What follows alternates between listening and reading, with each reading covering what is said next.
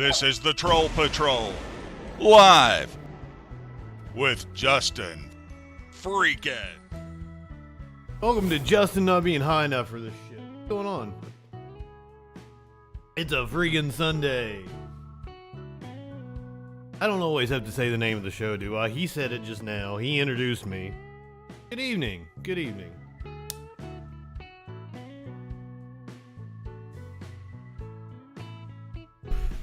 Snowing here on screen, apparently, much of the continental U.S.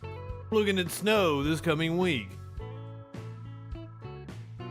We're going to talk about the polar air that is going to be passing over the country just in time for Christmas.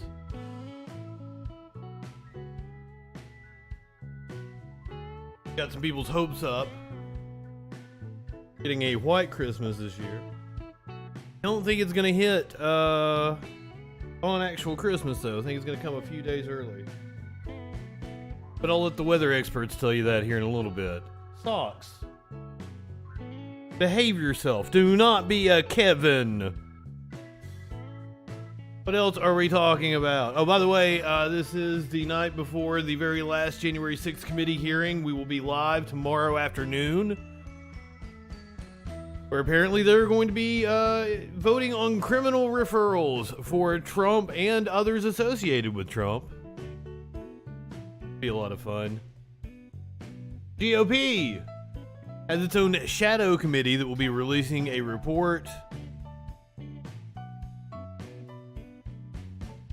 in a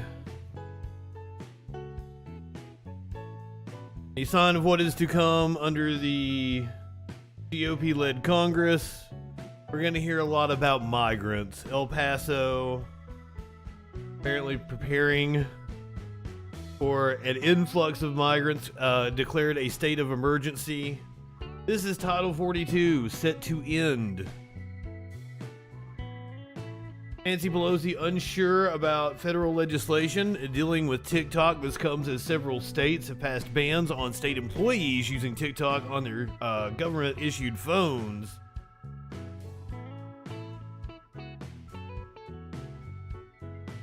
Is Kari Lake aiming to be Donald Trump's vice presidential running mate?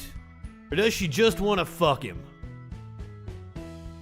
Weird comment she made at a speech the other day. Meanwhile, Marjorie Taylor Greene goes to the pharmacy aisle of the Walmart, sees some like massage aids, and she's like, "This is grooming. This is grooming." So you're gonna see that Twitter thread. Ken Paxton, the Attorney General of Texas, had a list, or wanted to make a list of trans kids in his state.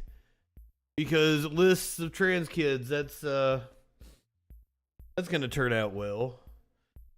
The Proud Boys shifted their focus in 2022 to harassing LGBT groups. A woman went in front of a school board dressed as a cat. I guess you all know where that's going. Meanwhile, the right continues to ignore the actual people that are grooming kids. Cop arrested in Florida for solicitation of a minor. Meanwhile, you might have seen footage of a cop going around on social media where they apparently unfoiled a dollar bill and then claims they OD'd on fentanyl. Spoiler alert, that didn't happen. Kyle Rittenhouse says they are preventing voices from being heard. He was saying this about the same time that Elon Musk was banning a whole bunch of journalists from Twitter. If you do not have the Twitter, apparently it happened like right after we got off stream on Thursday night.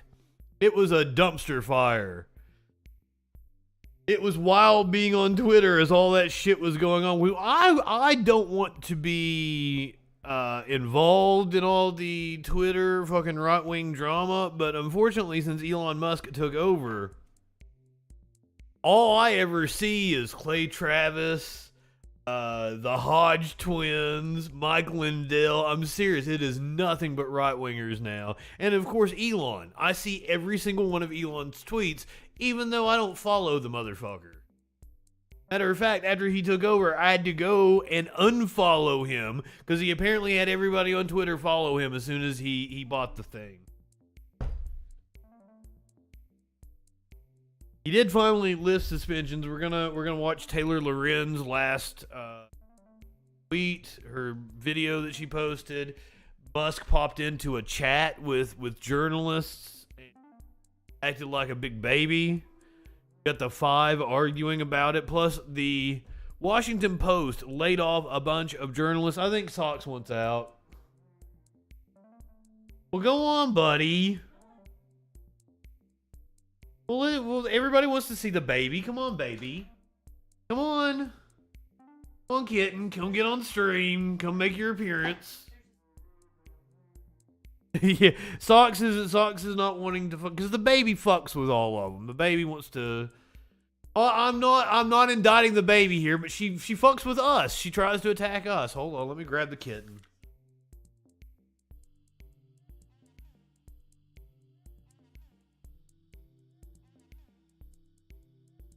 He is starting to get. See, she starts attacking me. Oh, she's loving on me actually. Giving me kisses. Look at this sweet thing. Those big eyes. Ah, there we go. There's the attack. There's the attack. Don't hang it on. Go on, baby.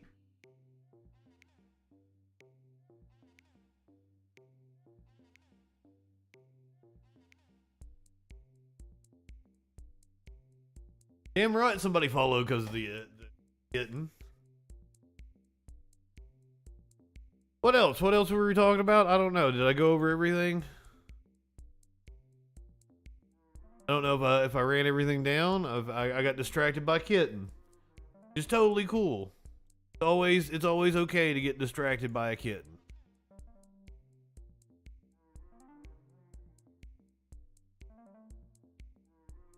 All cops are awesome. Do you think the cop that I'm going to tell you about here in a little bit that got arrested for solicitation of a minor, do you think he's awesome? All cops are awesome. Thank you for being a freaking follower.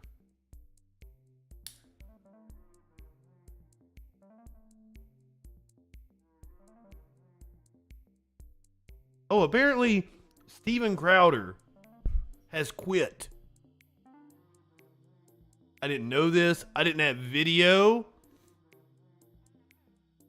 But apparently the quartering has talked about how Steven Crowder quit. So we'll let the quartering update us. James, good evening. Junior, good evening. Welcome. Gonna be a weird week. Programming note, we're gonna be on tomorrow with the January 6th committee hearing, where they are apparently going to make a criminal referral for Trump and several Trump associates. Good. Of course, this is Christmas week. Working on something fun for the Friday Night Freak Show. Christmas, that'll be Christmas Eve. We're going to switch. The Troll Patrol is going to be on Saturday this week. We're going to do a Saturday show.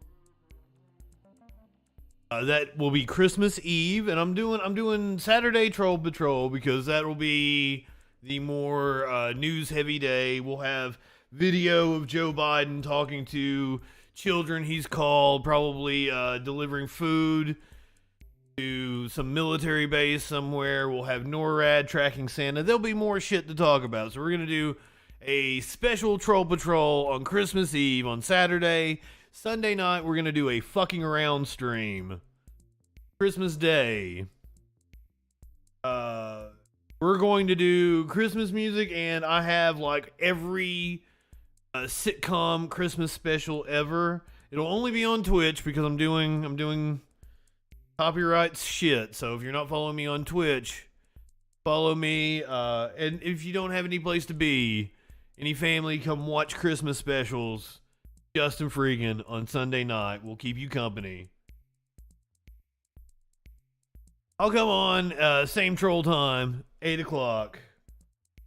And we'll do Christmas specials. I'll stay on pretty late. We'll watch Christmas specials all night long. Because that's a fun thing to do. So I mean when I say I have every Christmas special, like seriously, every Christmas special. I got like Diagnosis Murder and shit like that Christmas special. I got a Law and Order Christmas special. we will totally get in the Christmas spirit. What's up, Hazemaker? Aw, thanks, James. Fuzzy Simba, good evening. Just going over the schedule for this week. We're going to do January 6th hearing tomorrow. That is 1 o'clock p.m. Eastern. I will put an event on and I'll try to update the schedule on Twitch for this weird week we got going on here. We're going to do Troll Patrol on Saturday night, tracking NORAD. We'll have Biden calling kids, that sort of thing. Sniffing kids, calling kids. He'll be in a different room. Come on, man. People that you need to keep away from kids are like this woman in the cat suit I'm going to show you. My God. The right-wingers have shared this out so many times. I'm counting the legs, the hair on the legs of kids. I'm not high enough for this. There's a Smokey. You guys want to see Smokey too? You saw the kitten. Now see the Smokey Bong. What's up, Smokey Bong? I think he's licking his lips because he just had something to eat. Ask me about my cats.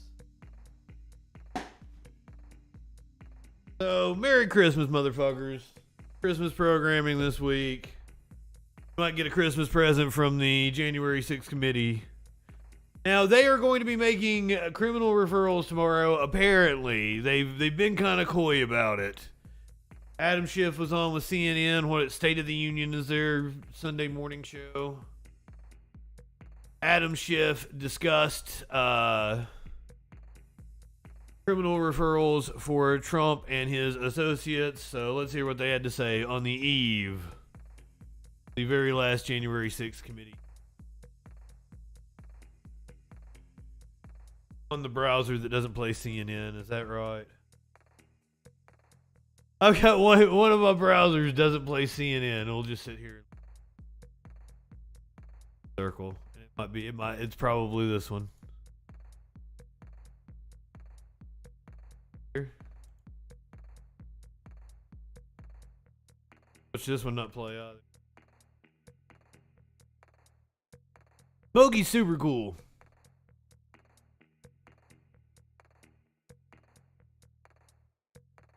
CNN website is shit, and apparently they fired a bunch of people.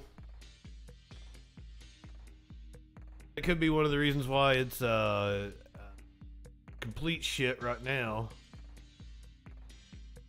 So, State of the Union, that's right. That's what the show is called. It's Jake Tapper is the host. Adam Schiff was on this morning. Jake Tapper on Monday. The House January 6th Select Committee will meet for one last time, and a source Clinically, good evening. To vote on referring at least 3 criminal charges to the Justice Department against Donald Trump, including insurrection, obstruction of an official proceeding, and conspiracy.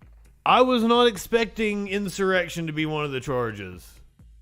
To defraud the federal government. Joining us now, a member of the January 6th committee, the current chairman of the House Intelligence Committee, Adam Schiff. Thank you so much for being here. Okay, CNN says noon. I was planning on coming on noon anyway, but I think the hearing starts at 1. Do you think the evidence is there that Donald Trump committed any of the crimes I just mentioned, and that the cases are prosecutable, that you could get a conviction? Yeah, I think that the evidence is there that Donald Trump committed criminal offenses in connection with his efforts to overturn the election. And viewing it as a former prosecutor, I think there's sufficient evidence to charge the president. To get a conviction now? Well, I don't know what the Justice Department has. I do know what's in the public record. The evidence seems pretty plain to me, but I would want to see the full body of evidence if I were in the prosecutor's shoes to make a decision. But, this is someone who, in Agreed, multiple clinically. ways, tried to pressure state officials to find votes that didn't exist. I think it's coming. Who tried to interfere with a joint session. I believe that the U.S. government has done everything it can to not charge the motherfucker, and Trump has done everything he can just to put them in a position where they have to. I don't think they wanted to. They don't want to hold powerful people accountable, but like, you can't piss in somebody's open eye hole. You can't. I was gonna say pissing in their face, but running joke here. I'd give anything to piss in Dan Crenshaw's open eye hole. You can't piss in somebody's face continually the way Trump has and not expect them to do something about it. Inciting a mob to attack the Capitol.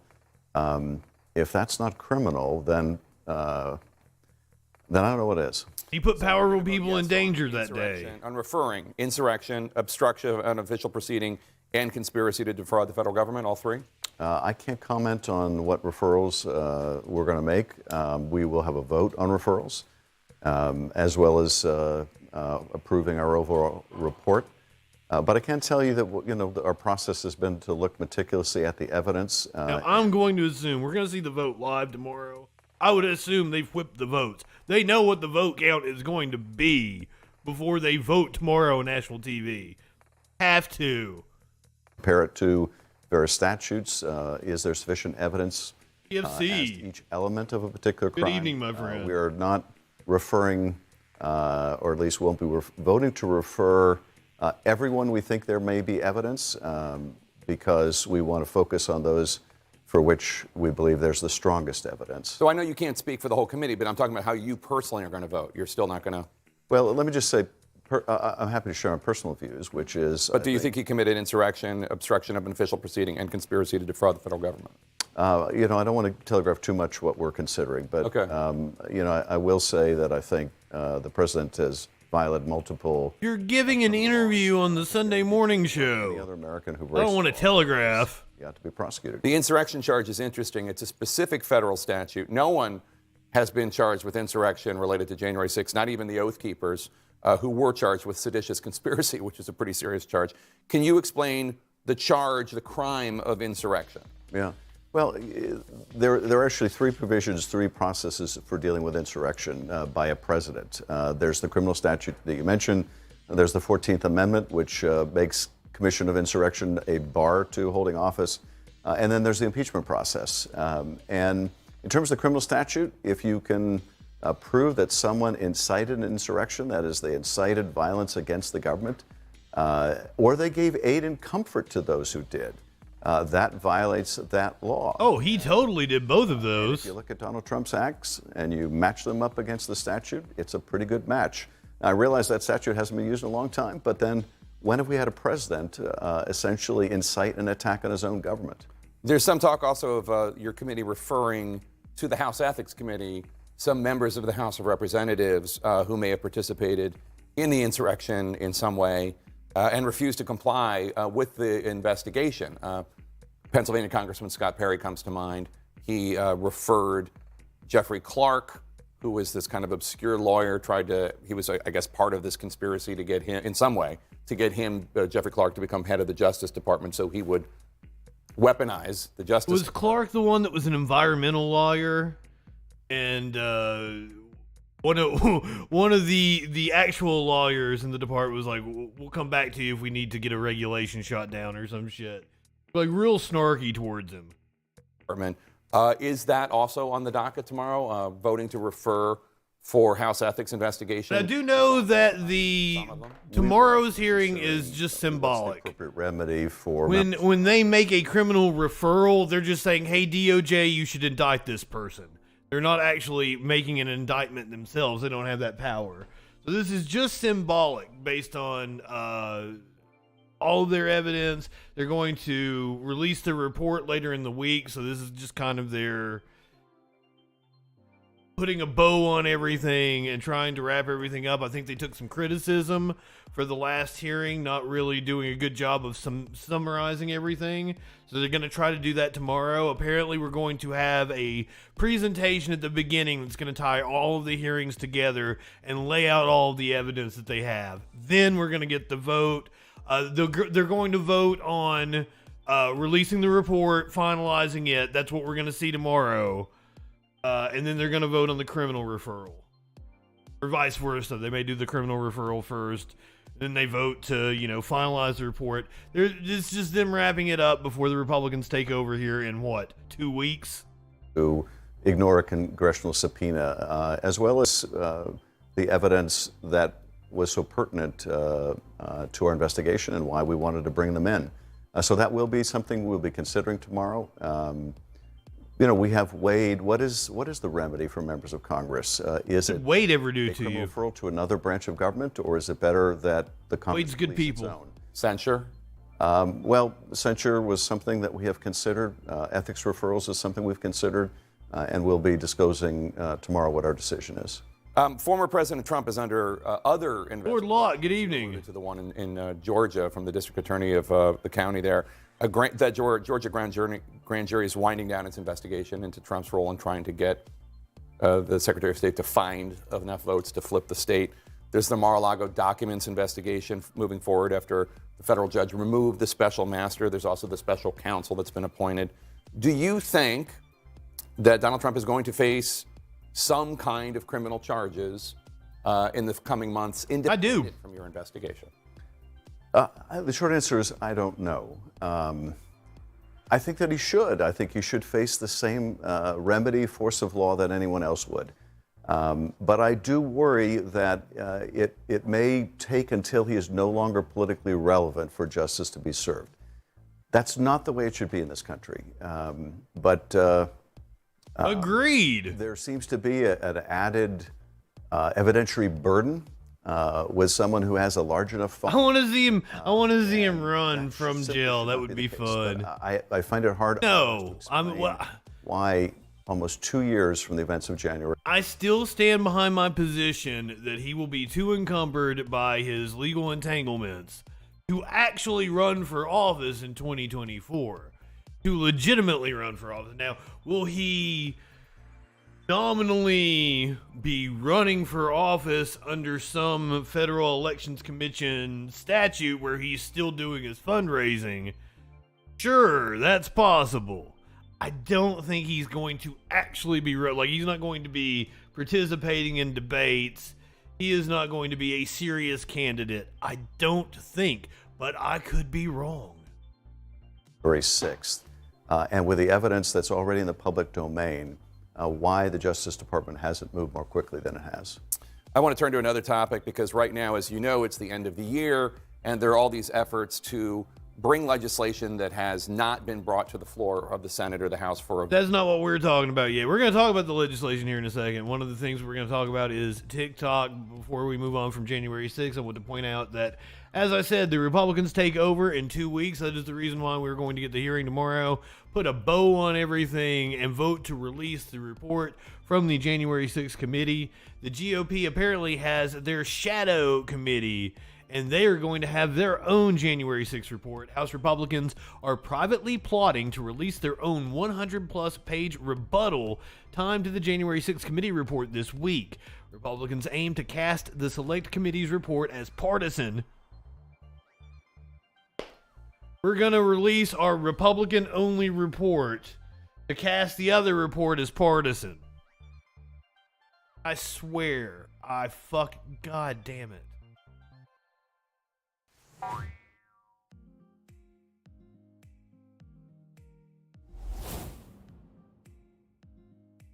I wish right-wing followers, Republican voters, would hold their officials accountable. It amazes me how much time Republicans just spend just dwelling on how much they hate Joe Biden and don't ever think critically about the people who are supposed to be representing them.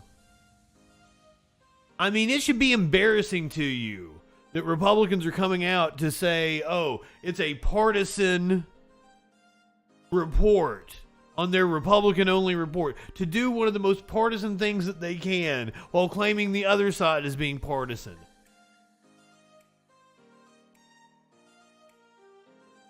If you guys could feel embarrassment, it would be a hell of a lot easier on us to have a much better government. Learn to feel embarrassment. And in turn, we would be able to have better politicians on our side. Because we wouldn't have to concentrate on your guys' bullshit. We would all be so much better off if Republicans would just make sure that their people aren't lying, being hypocritical. That's all they've got. Republicans aim to cast the Select Committee's report as partisan by contrasting its expected focus on former President Trump with their concentration on Capitol security. We're prepared to release. I mean, what are they going to do? Blame the rank and file that were there that day? It's not their fault. They didn't have backup. I would like to. There are questions I have about Capitol security and some of the people that I don't know let protesters, rioters in. Ida, good evening. We're prepared to release it when they release theirs, a senior Republican source told Axios. The GOP's Shadow January 6th panel is made up of would-be Select Committee members. The Shadow Group's report will likely come in at over 100 pages. The Select Committee's report is expected at around 1,000 pages, according to Axios' Mike Allen. What we're watching, the precise timing is still being worked out. Republicans waiting to see what the Select Committee does at its Monday hearing. Remember, we will be covering that. We'll come on about noon tomorrow. Representative Benny Thompson, the Select Committee's chair, has said at least part of the report's executive summary and 8 chapters will be released tomorrow. The release of the full report, including attachments, is slated for Wednesday. Republican Rep. Jim Banks, the leader of the Shadow Group, told Axios their report will focus on security failures, arguing the Select Committee has never dealt with the serious issues. I want to know about these security failures, but that comes from what did Trump and the White House have to do with the failure to deploy the National Guard? What did they have to do with the dissemination of information to the Capitol Police that day? We know that the FBI and the Capitol Police were warned about violence and that there were people that took it seriously. We've had whistleblowers come out and talk about what they saw on social media in the weeks leading up to January 6th. Republicans probed the Capitol Police and FBI's intelligence gathering and dissemination, as well as the insufficient training and equipment given to law enforcement, including by interviewing Capitol Police officers. By contrast, Banks claimed the Select Committee's plan to have Trump as the focal point of its report is all about political payback. And this is wild. Trump, the dude, the locker up guy who promises to punish his political opponents. Oh, this investigation into him is just political payback. Learn to feel embarrassment. Republicans get away with saying this absolute horse shit because right-wingers are morons and will actually fucking toe their line.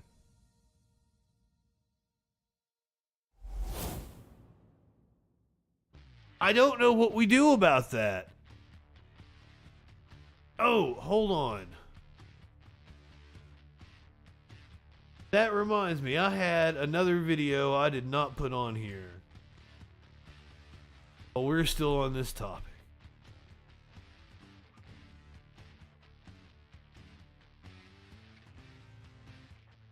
A reporter was surprised. A reporter, after reading the text messages that we found out about last week from Mark Meadows, a reporter said she was surprised by how dumb some of the representatives in our Congress are.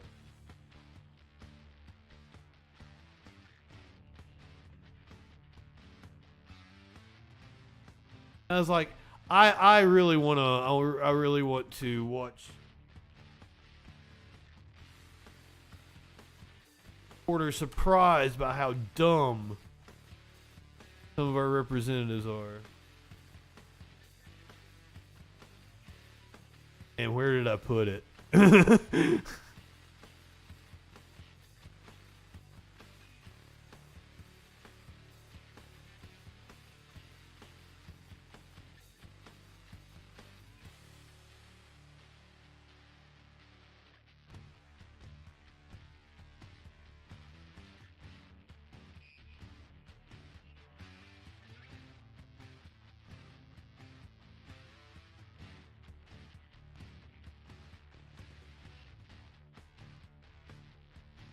I don't remember where I bookmarked it. I don't remember where. Okay, reporter alarmed at the intelligence level of some of our reps. Yes. Yes, you should be. You should be. Talking points memo. So alarmed was the word they used, not surprised. I was going to mock them for being surprised because, like, you're a reporter. It's your job to know this shit. You should know how goddamn dumb they are. Alarmed is a little bit different. This bombshell story. He's also the co-author of. Of course, he's gonna plug a book. Every cable news hit we watch on this show, for some reason, they are plugging a book. That's all cable news is now. The untold story of the investigation into January 6th. Hunter, thanks so much for being here. 2,319 text messages, 34 members of Congress. What are your biggest takeaways, just straight top line right now, from looking through all those text messages? Well, first off, these texts are the tip of the iceberg. Gotcha. As we delved into in the book, The Breach, these are the texts that were obtained by the January 6th Select Committee, and they were provided. They were actually provided by Mark Meadows and his legal team. So these are to some extent selected and curated by him. We saw multiple exchanges where, there were conversations that seemingly began without context. And through our reporting, we've also become aware of specific instances where there were things that seemed to be missing from this text log. So the first takeaway is as extraordinary as this all is, There's more. A glimpse into whatever was going on. Oh, wait, there's more. Smash, good evening. So that's a wild point. So these are not the full. I didn't know that Meadows handed these over willingly. I would have figured he was subpoenaed for them. So apparently these are just the text messages that Mark Meadows was okay with showing us. Holy shit. Going on in his phone. So that's number one. Number two, just on a basic level, and that's part of why it was so important for us to kind of have our design team work really hard so people could experience this as if it was in their phone.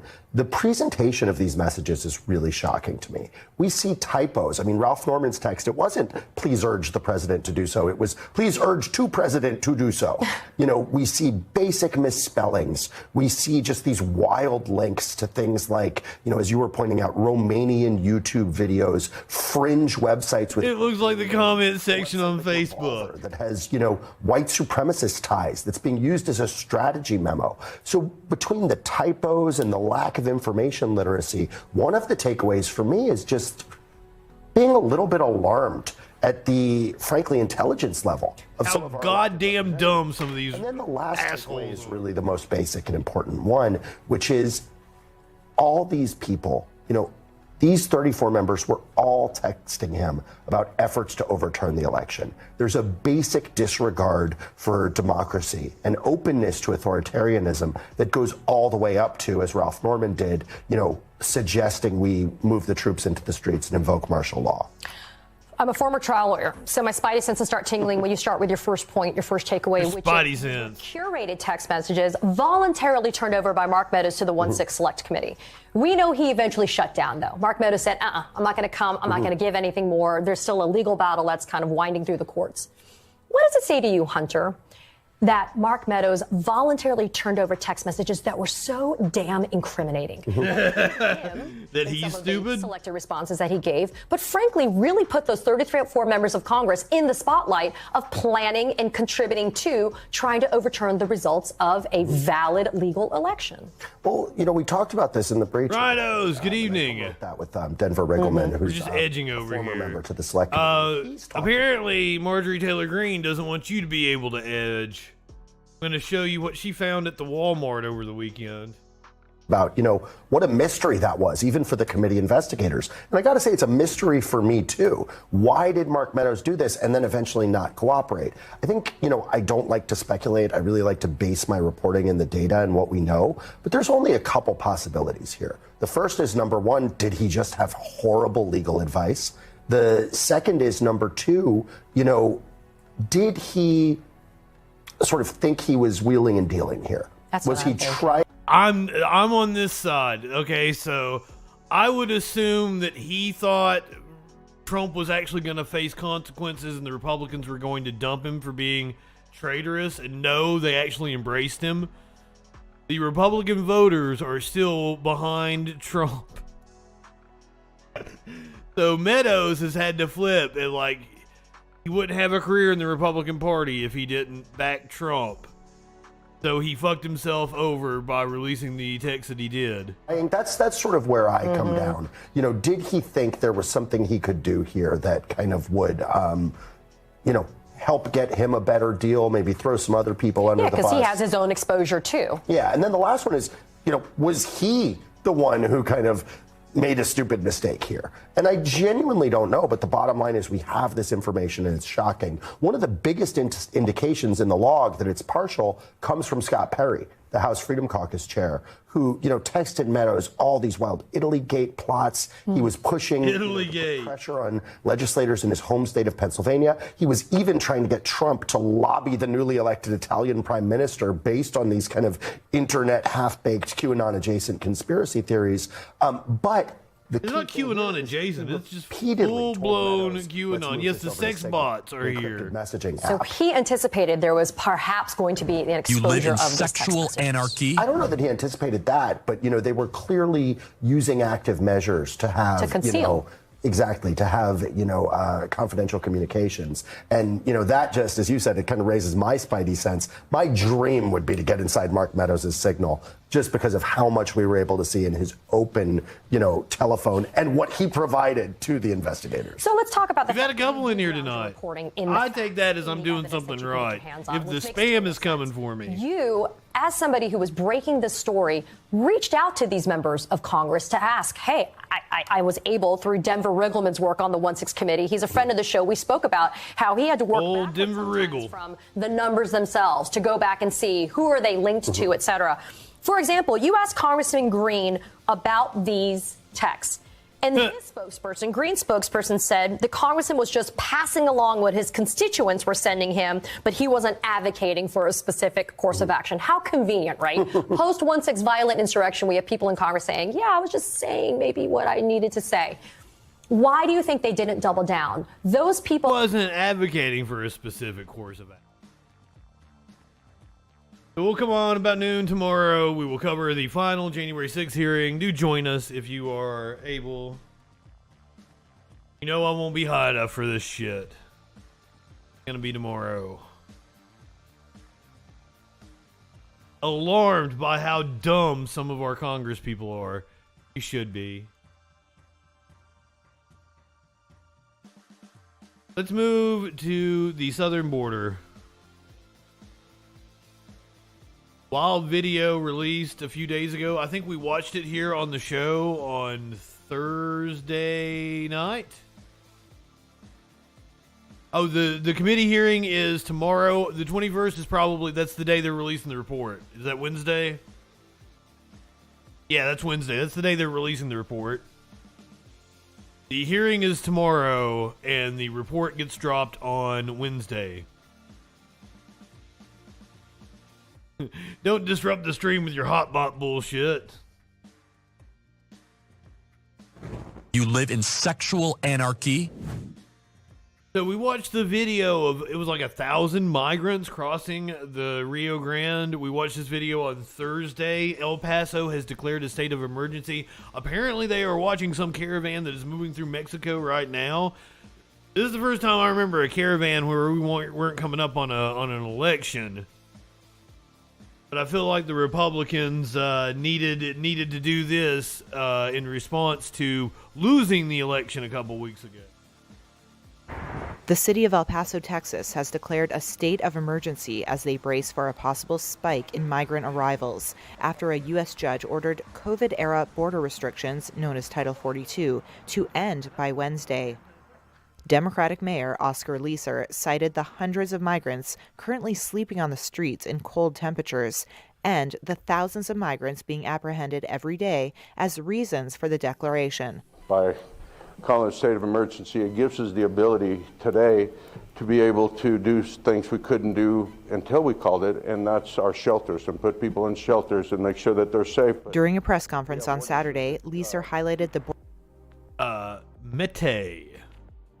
You are correct. They won 4 seats they won like 9 in the House. That is a swing of 4 seats. They are up 4 seats in the House. Republicans control the House by 4 seats. That is the correct way of saying it. They won 9. Won 9 in the election. Lost 1 Senate seat. border cities' challenge with the expected end of Title 42, an order that allowed agents to rapidly send migrants crossing the U.S.-Mexico border back to Mexico or other countries. The influx on Wednesday will be incredible. It will be huge. Talking to some of our federal partners, they really believe that on Wednesday our numbers will go from 2,500 to 4,000, 5,000, or maybe 6,000. And when I asked them, I said, do you believe that you guys can handle it today? The answer was no. When I got an answer of no, that meant we needed to do something and do something right away. There's not enough shelters. Mario D'Agostino, El Paso's deputy city manager, said the emergency declaration will also provide... I will say, at least watching the local officials, it seems like they are being humane about it. That this isn't the declaration of an emergency isn't some political stunt. It's more of a way to prepare for what they believe to be a surge. Provide the city with extra transportation options to bus migrants to other locations and get extra help from state law enforcement. As migrant arrivals increased in late August, the city launched a busing program that sent nearly 14,000 migrants to New York and Chicago, saying many Venezuelans were arriving without U.S. sponsors. The city, which has a history of welcoming immigrants, halted the program in October when the Biden administration began expelling Venezuelans back to Mexico under Title 42. But D'Agostino said the program could restart if Venezuelans again are allowed to cross into El Paso.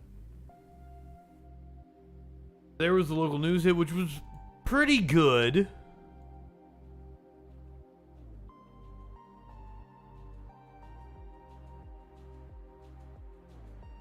Let's hear I believe this is a legal alert that went on MSNBC. Talk about the end of Title 42. Influx of migrants and overcrowding at the southern border could soon grow dramatically with the end of the Trump-era immigration policy known as Title 42 set for Wednesday. I hope it's a legal expert, but it's probably some reporter that has a book to hawk, so I apologize in advance if that's what's going on. The public health rule was implemented in 2020 in response to the COVID pandemic. Since then, it's prevented more than 2 million migrants from seeking asylum in the United States. 19 Republican legislators overslept my alarm by like 2 hours.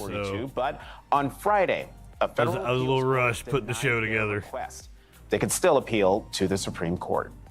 Joining me now is Krish Omaravagnaraja. She is the president and CEO of Lutheran Immigration and Refugee Service and former policy director for Michelle Obama. Krish, welcome back to the Sunday show. Do you believe the Biden administration is prepared for the influx in migrants that will come after Title 42 ends on Wednesday? John, thanks so much for having me back. Well, I honestly think the Biden administration didn't want to have to deal with it, and that's why they left Title 42 in place. It is true that we are going to experience some growing pains because obviously this is going to be a significant shift in policy. But I also am optimistic that we will rise to the occasion. It's going to take some resources. It's going to take personnel. It's going to take coordination. What we saw in El Paso this week may be a preview of what's to come. On average, the city has seen about 2,500 arrivals per day. Shelter capacity is strained. We have some border operations as well, and we are certainly seeing that.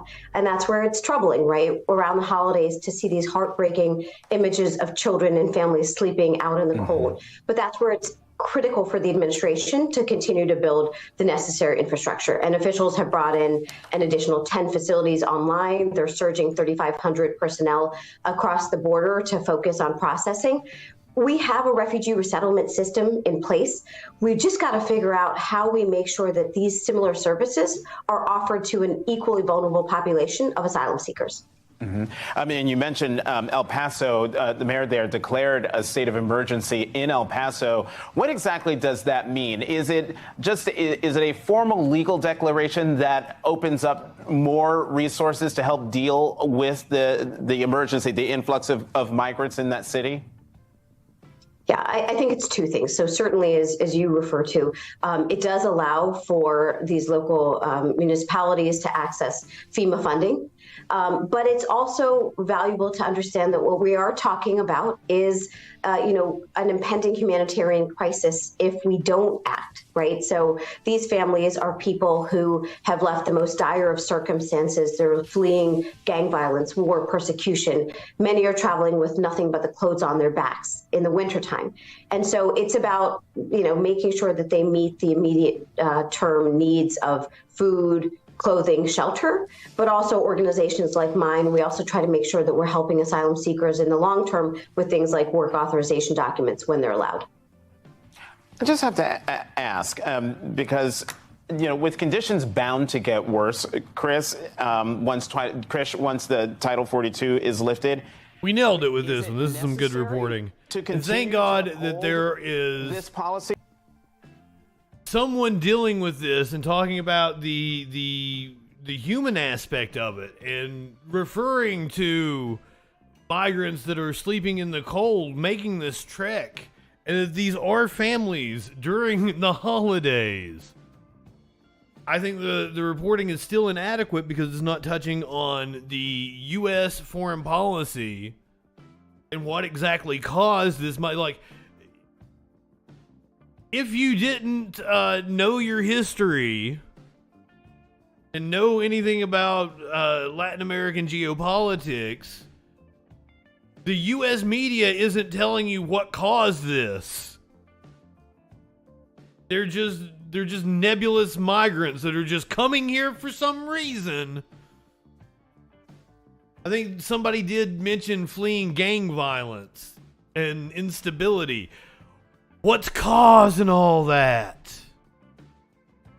There's a reason, and we really need to reckon with our past. This is something that the U.S. is horrible at doing. Reckoning with our past, our mistakes, owning up to the mistakes that we have made, and then correcting them. We try to whitewash every fucking thing. See the Remain in Mexico policy? Not only do we whitewash it, there are people that walk around with T-shirts that say right-wing death squad with pictures of helicopters praising our foreign policy, where we back death squads in Central America and South America to purposely destabilize the region. We certainly don't believe so. Trump and Stephen Miller's strategy at the border was to build both literal and figurative walls, and Title 42 was a key part of this arsenal. They considered it even before the COVID pandemic happened, and it effectively halted asylum law, which is recognized under U.S. and international law under the pretense of public health. But pretense isn't real policy. Title 42 didn't protect the American people from COVID. It frankly wasn't even effective in what it tried to do, which was serve as a border enforcement tool. So we're going to hear a lot of noise in the coming days about the impending crisis, but it doesn't have to be. And really what it is returning to the rule of law. And frankly, it's consistent with American opinion. The vast majority of Americans believe that asylum should be a protected right. Only a quarter of people believe that these kinds of inappropriate, false pretenses should be employed. The Republican governors of Texas and Arizona have already bussed nearly 17,000 migrants to cities around the country. Remember, buses showing up in Washington, Chicago, New York City, some even flown to Martha's Vineyard. Do you believe we'll see more of this after Title 42 ends? Unfortunately, I fear we will. On the one hand, now that the midterm's over, I'm hoping that the political shenanigans will at least take a bit of a pause. Oh, no. We're already in the 2024 presidential election. Spent on misinformation around immigration. I do think that you're going to see political leaders who want to continue to make this a wedge issue. What has been amazing, though, is that that's where the story, that's not where it ended, right? You actually saw communities in Martha's Vineyard and other places show the work of welcome alive and well in American communities. And I think that's, the hope that I bring into the holiday season in terms of how we respond. Just the final point I'll make is this is where the administration does need to act. Immigration is a federal issue, and there does need to be a national system. You can't just have no infrastructure and hope that people get to the right place. So that's where I do think both Congress as well as the White House still need to step up. Yeah, that's a pretty good news hit. Drake, good evening. The issue, okay, so I'm not fundamentally against the busing. It's like, if you're doing it in coordination with the federal government to take them to somewhere where there is more resources for them, that is a good thing. If you are just sending them to liberal areas to own them, then you're using actual human lives as a political football, and I have zero respect for you doing that.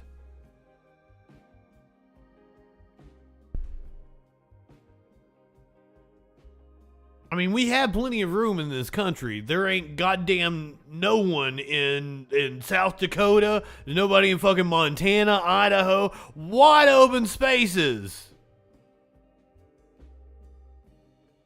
Plenty of places to send some migrants.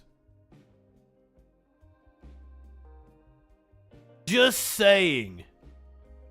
When we come back from the other side of the break, we are going to talk about whether Congress is going to act on TikTok. There's a lot of fear-mongering going on about TikTok. There's so many things wrong with this. We're gonna have to get into all the nuances of TikTok, but Nancy Pelosi unsure if Congress is going to act on TikTok. This coming on the heels of several states passing bans on government employees using TikTok on their government phones. I'm not so sure that's a bad thing. There are reasons to be skeptical of TikTok. There's also a mirror to be shined back on the United States on this issue. I think this would be a good time for us as the left to push forward on some sort of Bill of Rights with our data or some shit. I don't know. I hadn't really thought on the topic that much, but this is something we're gonna have to confront in the next couple of years. So it's a good time to possibly have some sort of control over our data, whether it be TikTok or many of the other U.S. companies, kind of like Twitter. We're gonna talk about Twitter and Elon Musk banning journalists on Twitter, the whole Taylor Lorenz. I got a funny Matt Bender meme. Oh God, I think Bender's back now. I think I've seen him post. I can't wait to hear what Sam Cedar has to say. I did not check Twitter to see if Sam Cedar has been posting. He tweeted something on Friday. I don't know if he got access to the internet. Sam has been on a cruise the last week. Fun news always happens when Sam goes on vacation from the Majority Report. He was gone on vacation when Rush Limbaugh died. So sad Sam misses out on reporting on all the fun shit. I have the weirdest fucking video of Kari Lake talking about Trump. It seems like we thought Megyn Kelly wanted to hate fuck Keith Olbermann last week. Kari Lake just really wants to fuck Donald Trump. She really wants to get grabbed by the pussy. Marjorie Taylor Greene ventured into a Walmart and saw something she didn't like. The comments are like, they're moving to the point of absurdity, and like I think even their followers see just how stupid they look. Hopefully, or is the right learning to feel embarrassment? I don't know. The right learning to feel embarrassment could also be countered by the fact that I have video of a woman who dressed up like a cat and went to a school board meeting. Pretty much every right-wing outlet has talked about it. I've seen people share out the video and defend it, and they're like, she makes an excellent point. No, she doesn't. And she looks like a fucking idiot. God damn people. This is feeding into the hatred towards the LGBT community and the trans community specifically. Ken Paxton wanted to put together a list of trans Texans. Not joking. We're going to talk about the Proud Boys' shift to focus on LGBTQ issues in 2022. Meanwhile, the right does not focus on actually protecting children from scumbags like the cop who was arrested in Florida for soliciting a minor. Also got video you may have seen of a cop going viral after she supposedly unfurled a $1 bill and it had fentanyl on it. Video of her supposedly overdosing has gone viral. I've even seen sites that should know better share it out. And like, this cop OD'd on fentanyl. No, she fucking didn't. Kyle Rittenhouse says they are preventing voices from being heard. Of course, as Elon suspended a bunch of journalists. And I, for some reason, keep having Kyle Rittenhouse in my feed on Twitter. It's weird. So fucking weird. Plus, I've got video of the Washington Post laying off reporters. While Donald Trump Jr. says that reporters at the Washington Post are rich, entitled babies. You can't make this shit up. You can't make this shit up. Apparently, Steven Crowder has quit. It has to be some sort of marketing ploy. I don't believe it. Yeah, we've got the cat going on Fox News, Hayes. That's what I've got. So we're going to go ahead. We're going to take a break, catch the Twitch ads, and we'll be back with all that and more on the Troll Patrol Live.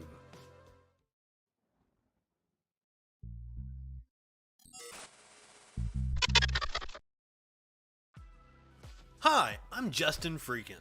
I'm a leftist broadcaster and comedian, not liberal. Leftist. And despite what you may have heard from right-wing propaganda, George Soros isn't handing out Soros bucks and funding people like me. There are no Koch brothers, Mercers, or any number of right-wing think tanks funding content on the left side of the spectrum the way they fund people like Ben Shapiro, Dave Rubin, and Dennis Prager. And YouTube doesn't monetize videos that are controversial or deal with politics unless you're someone like Steven Crowder. So this is an ultimatum. Become a patron.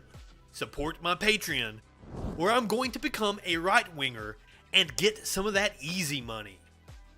You know for a fact that I could be bigger than Charlie Kirk or Jesse Lee Peterson. Amazing! All I have to do is talk about how I used to be an SJW snowflake, but the left went too far with their cultural Marxism, and Republicans are stupid enough to buy it, even though this video exists. And you know I'm right, so give me your money or I'm selling you out.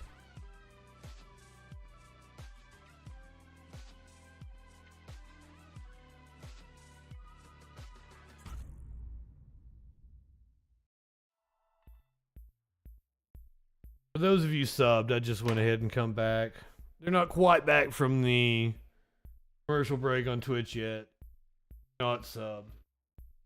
I still have plenty of beverage. I checked my beverages over here. Got plenty of beverage. I didn't have to go.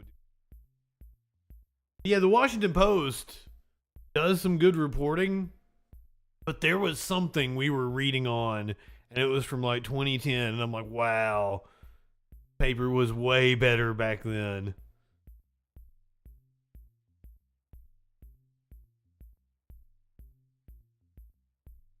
Oh, I think Curiouser is listening to music on her phone. I thought there was a cat whining outside the door, but I think Curiouser's listening to music on her phone.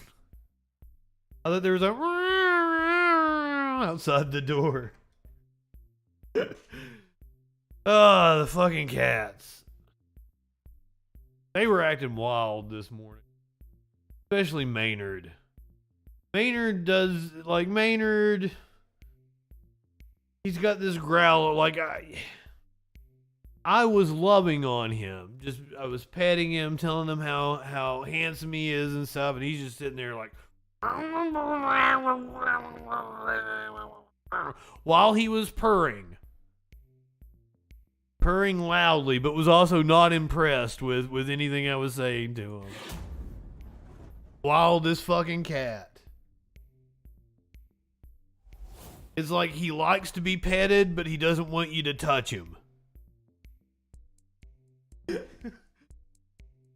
It's so you'll catch him when he's like half asleep, and you'll pet him, and he'll be like so into it, and then once he wakes up, he's like, "No, I hate everybody." So you catch him half asleep and start rubbing his belly, and he'll. But then he wakes up and he's like, "No, I'm an asshole and I hate your face."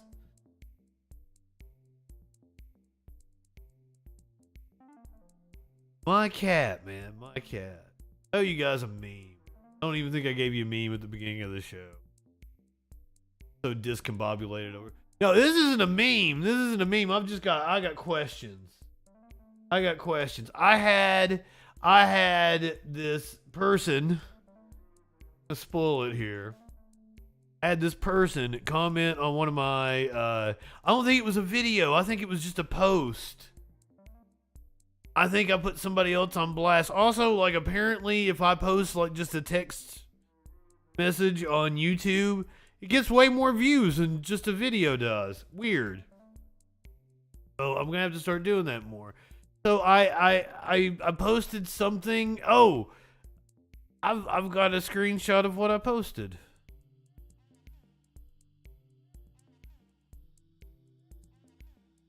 So this guy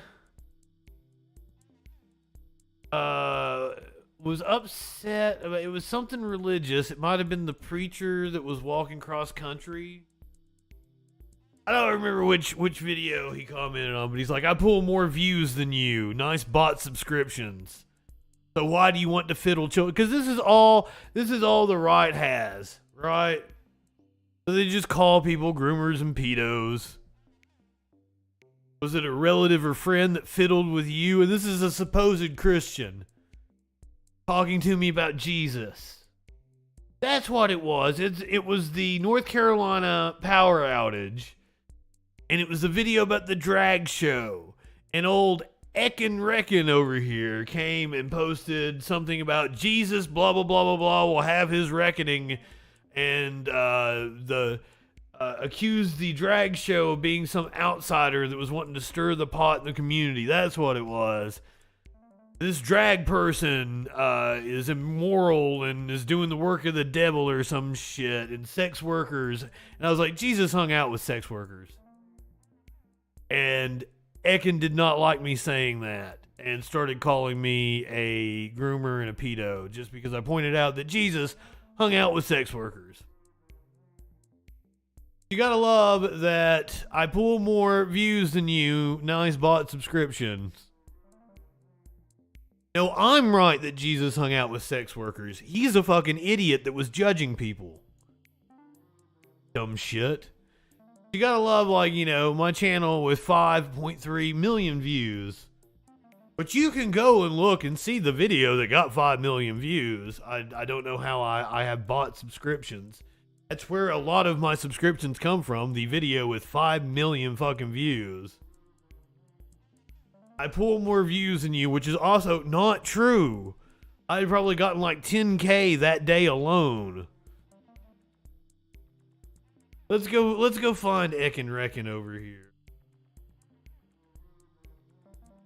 Because he does indeed have videos up on his YouTube. Oh, but I need to finish my story before we find Ekin.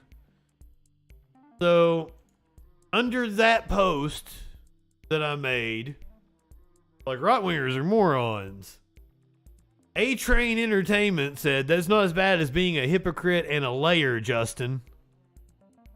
And layer, Justin. I went and looked at A-Train Entertainment and wondered why this 10-year-old little boy thinks I'm a hypocrite and a layer.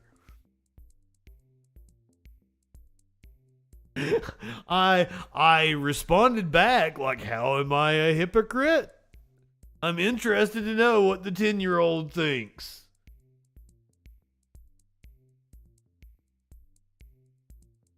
But back to my friend Ekin Reckon over here, who said they pull more views than me. Okay, buddy, let's see these videos that pull more views than me. How about that?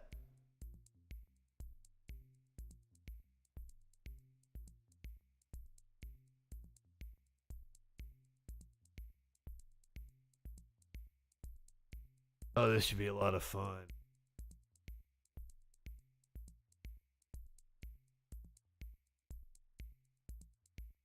Oh, so he even posted about the Moore County, North Carolina. So they got 52 views on that one. I mean, a clip from the Troll Patrol is going to add some of them get 20. So I pick a boring topic, it gets 20 views. If I pick something like Keith Olbermann or Megyn Kelly wants to hate fuck Keith Olbermann, that's got like 1,000 views. Well, let's hear what Ekin Reckon has to say. Twitter sent him trans porn. I don't know if I want to play that one. Hug a Christian Day. What about it, YouTube? Okay, we know that everywhere we look are examples of just loving and caring, generosities and niceties that the Goyim receive from our friends, the Jews. And I was just on Twitter and it got me thinking because someone had brought up the Lola hoax, and I just... The what hoax? First of all, this dude comes on to my YouTube channel and starts talking about how he pulls more views than me.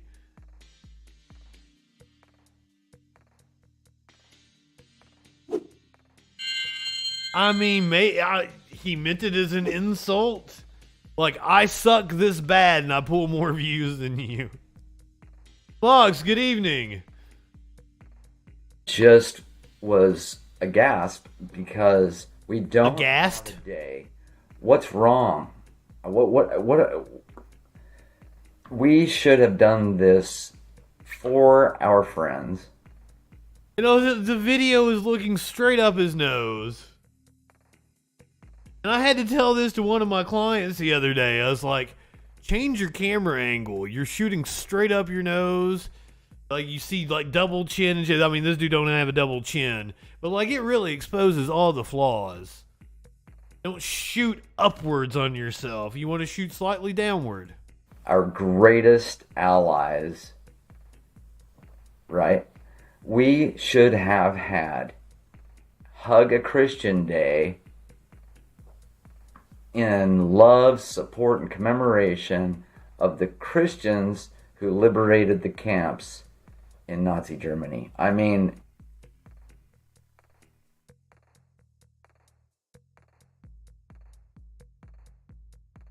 buddy, do you know how much is wrong with what you just fucking said? And this is why. If you don't learn history, you're doomed to repeat it.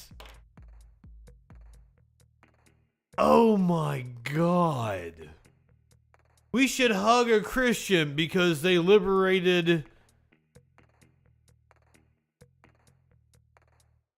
the work camps and the Holocaust. It only makes sense. Hug a Christian Day where Jews around the world can just hug and love on a Christian and say, thank you for getting us out of there. Thank you so much. Because I know that they have this deep love that's contained, and they need to get it out. This has everything. It's anti-Semitism, it's white savior complex, complete misrepresentation of the history of the Holocaust, like fucking shit. They've got to have a self-righteous, judgmental Christian who would have thunk it. A way to get that love out. We need to give them a hug, a Christian Day commemoration for liberating the camps. What do you think? Get a hold of your congressperson. Our friends, we need to help them. I hate to inform you. I'm sure there were Christians in the Allied Army. But the organization of Christianity and the church had more to do with causing the Holocaust than stopping it. God damn it. Why you gotta pull it on me now? Fuck you guys. Who did that? Is Warlord in here?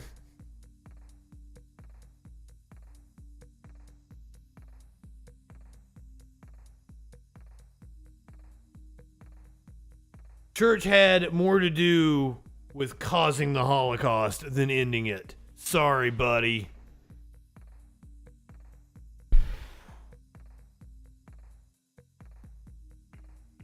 I knew we were in for something with that one, but that was like one of his first videos. He called me a child fiddler. What's weird to me is that his icon, that's from a Pussifer album. I thought the dude was like, I thought he was like parodying. I thought this was satire. No. This dude's for real, I do believe. I think. Okay, so this is what he wanted to tell me about. Yeah, they called me a fiddler. Because I guess he doesn't want to call me a diddler. That'll get him banned on YouTube. Here we go. In the news. Lauren Bruce Mathers out of West Palm Beach, Florida, rents a house that's unlived in Southern Pines.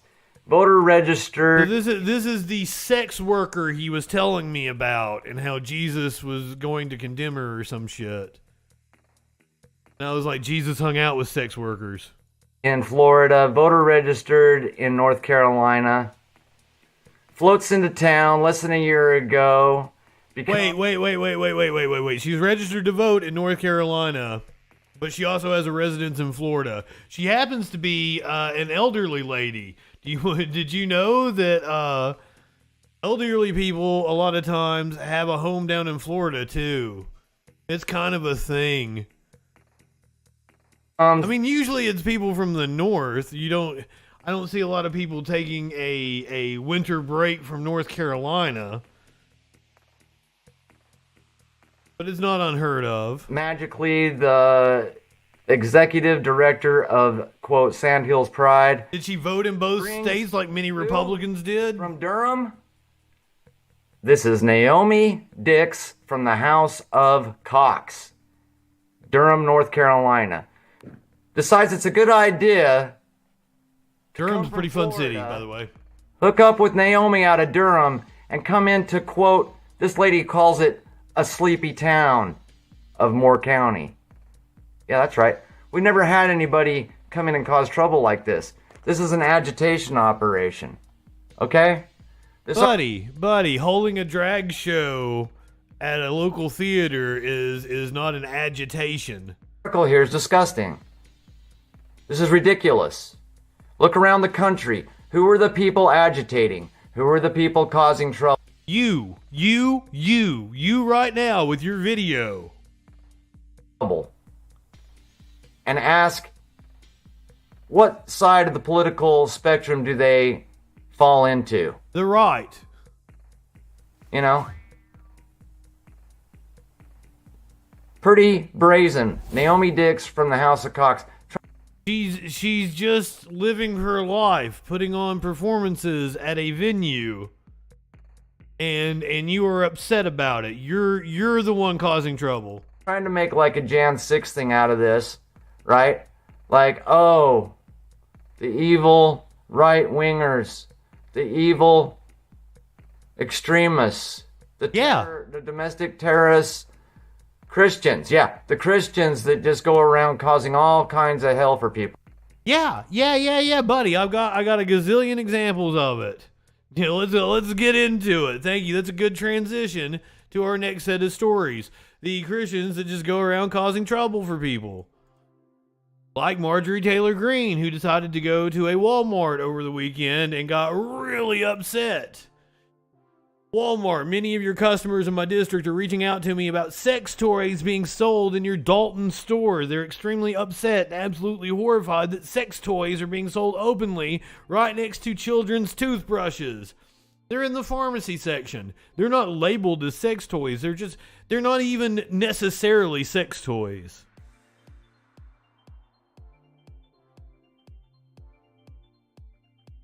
I believe a lot of places sell them as like back massagers and hip massagers or whatever.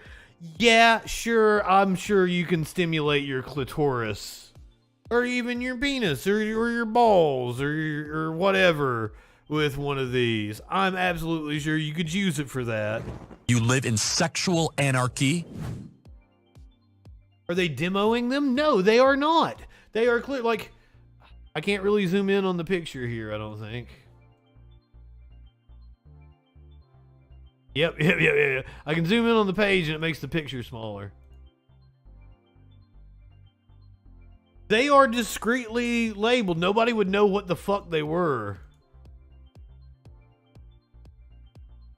It's like vibrating massager or something is what it says on it. And, you know, it's right above the lube and the condoms. Marjorie Taylor Greene says, this is grooming. Literally not. Literally not. By the definition of the term, literally not. You're an idiot. She goes on a whole rant. Selling sex toys openly where children are exposed to them is wrong, inappropriate, immoral, indecent, perverted, shameful, and incredibly harmful to children. Fuck off. Why is Walmart participating in the grooming and sexualization of children? They aren't. Is this all stores or just Dalton? I don't care how big your corporation, how much money you have, how powerful your lobby is, how big and powerful your political influence is. I just don't care who you are. I will always firmly stand up for what is right and do everything I can to protect kids. It's just simply not true. I cannot comprehend how we got to a place where people think that they have the right to force sexual adult issues on children. Apparently, having a vibrating massager on a store shelf that somebody could purchase is forcing sexual adult issues on children. These people are warped in the head. You do not have that right. Because no matter how hard you try to twist your perversion or your perverse ideas into reason, any of this nastiness is okay. You are wrong. The district I represent, Georgia 14, is firmly opposed to any and all grooming and sexualization of children. It is largely Christian and conservative. Ma'am, I wasn't going to bring it up. I feel like I bring this up all the time. I'm a broken fucking record on this. But your district in Georgia that's largely Christian and conservative, no. You're not firmly opposed to any and all grooming and sexualization of children. The U.S. Southern Baptist churches facing apocalypse over sexual abuse scandal, a report named hundreds hundreds of church leaders accused or found guilty of abusing children and says that the survivors were mistreated. You are not fundamentally opposed to sexually abusing and grooming children if you are conservative and Christian. Matter of fact, I think you're far more prone to it. And the reason why you fucks talk about it all the time is, yeah, I gotta reset the clock. See, that's why'd you have to do the no profanity on me when I'm going off on this? So mean. America's largest Protestant and second largest Christian denomination is being roiled by a sexual abuse scandal that casts a harsh light on one of the most politically powerful religious groups in the country, as well as a renewing focus on its racist past. Southern Baptist Convention, one of the states that they have their largest presence in is Georgia, where they're largely Christian and conservative. Southern Baptist Convention is a collection of loosely affiliated member churches boasting just under 15 million members and is dominated by white members who are usually deeply socially conservative. The convention has often been a powerful tool for right-wing organizing in recent years, especially on issues around abortion. This is the church, this is the organization itself admitting to what it did. The issue at hand is its release of a 205-page document naming hundreds of Baptist leaders and members accused or found guilty of sexual abuse of children. The list includes 700 entries on cases between just 2000 to 2019. So can you imagine how many more victims there are?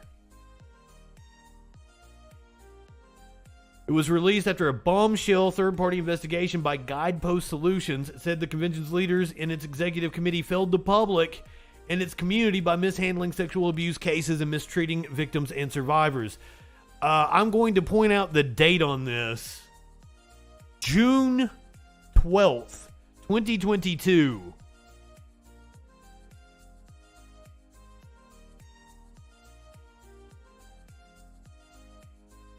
So every time I hear some dumb person talk about grooming or pedophiles, and they don't even know that this happened, but they want to talk about how drag shows are harming children, forgive me if I don't take you seriously. I can show you the real abuse of children that you did not care about. And they'll always tell me like, oh, well, I'm against sexual abuse by churches as well. But no, you're not. You never bring that up. You are on a crusade to talk about drag shows and the LGBTQ community influencing children. You talk about it non-stop.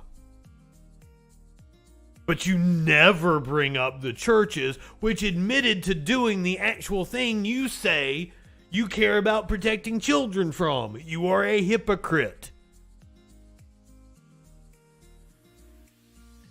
Marjorie Taylor Greene, I'm calling you out specifically. On behalf of my district, I'm demanding Walmart resolve this issue immediately. You can go back through her timeline. You can go back to June 12th when this report came out about the Southern Baptist Convention, and you can see that Marjorie Taylor Greene never got upset. Never got upset about that occurring, the actual abuse of children, because those are her supporters. Those are her supporters. I sincerely hope this is not common product placement in your stores and that the employees responsible will be reprimanded. I do not believe this repulsive grooming represents Walmart.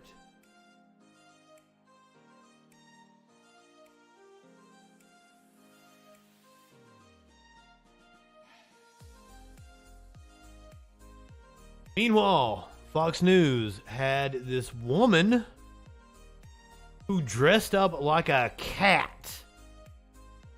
Dressed up like a cat at a school board meeting. I'm assuming, I don't know what her actual point was. I'm assuming that she's one of the idiots that bought into the idea that there are schools putting out litter boxes for children who identify as cats. Now, there is a grain of truth to this story. Where it comes from is that there was a school that put litter and litter boxes in a school shooting safety package, care package or whatever, so that students may be able to relieve themselves if they're hunkering down in the event of a school shooting.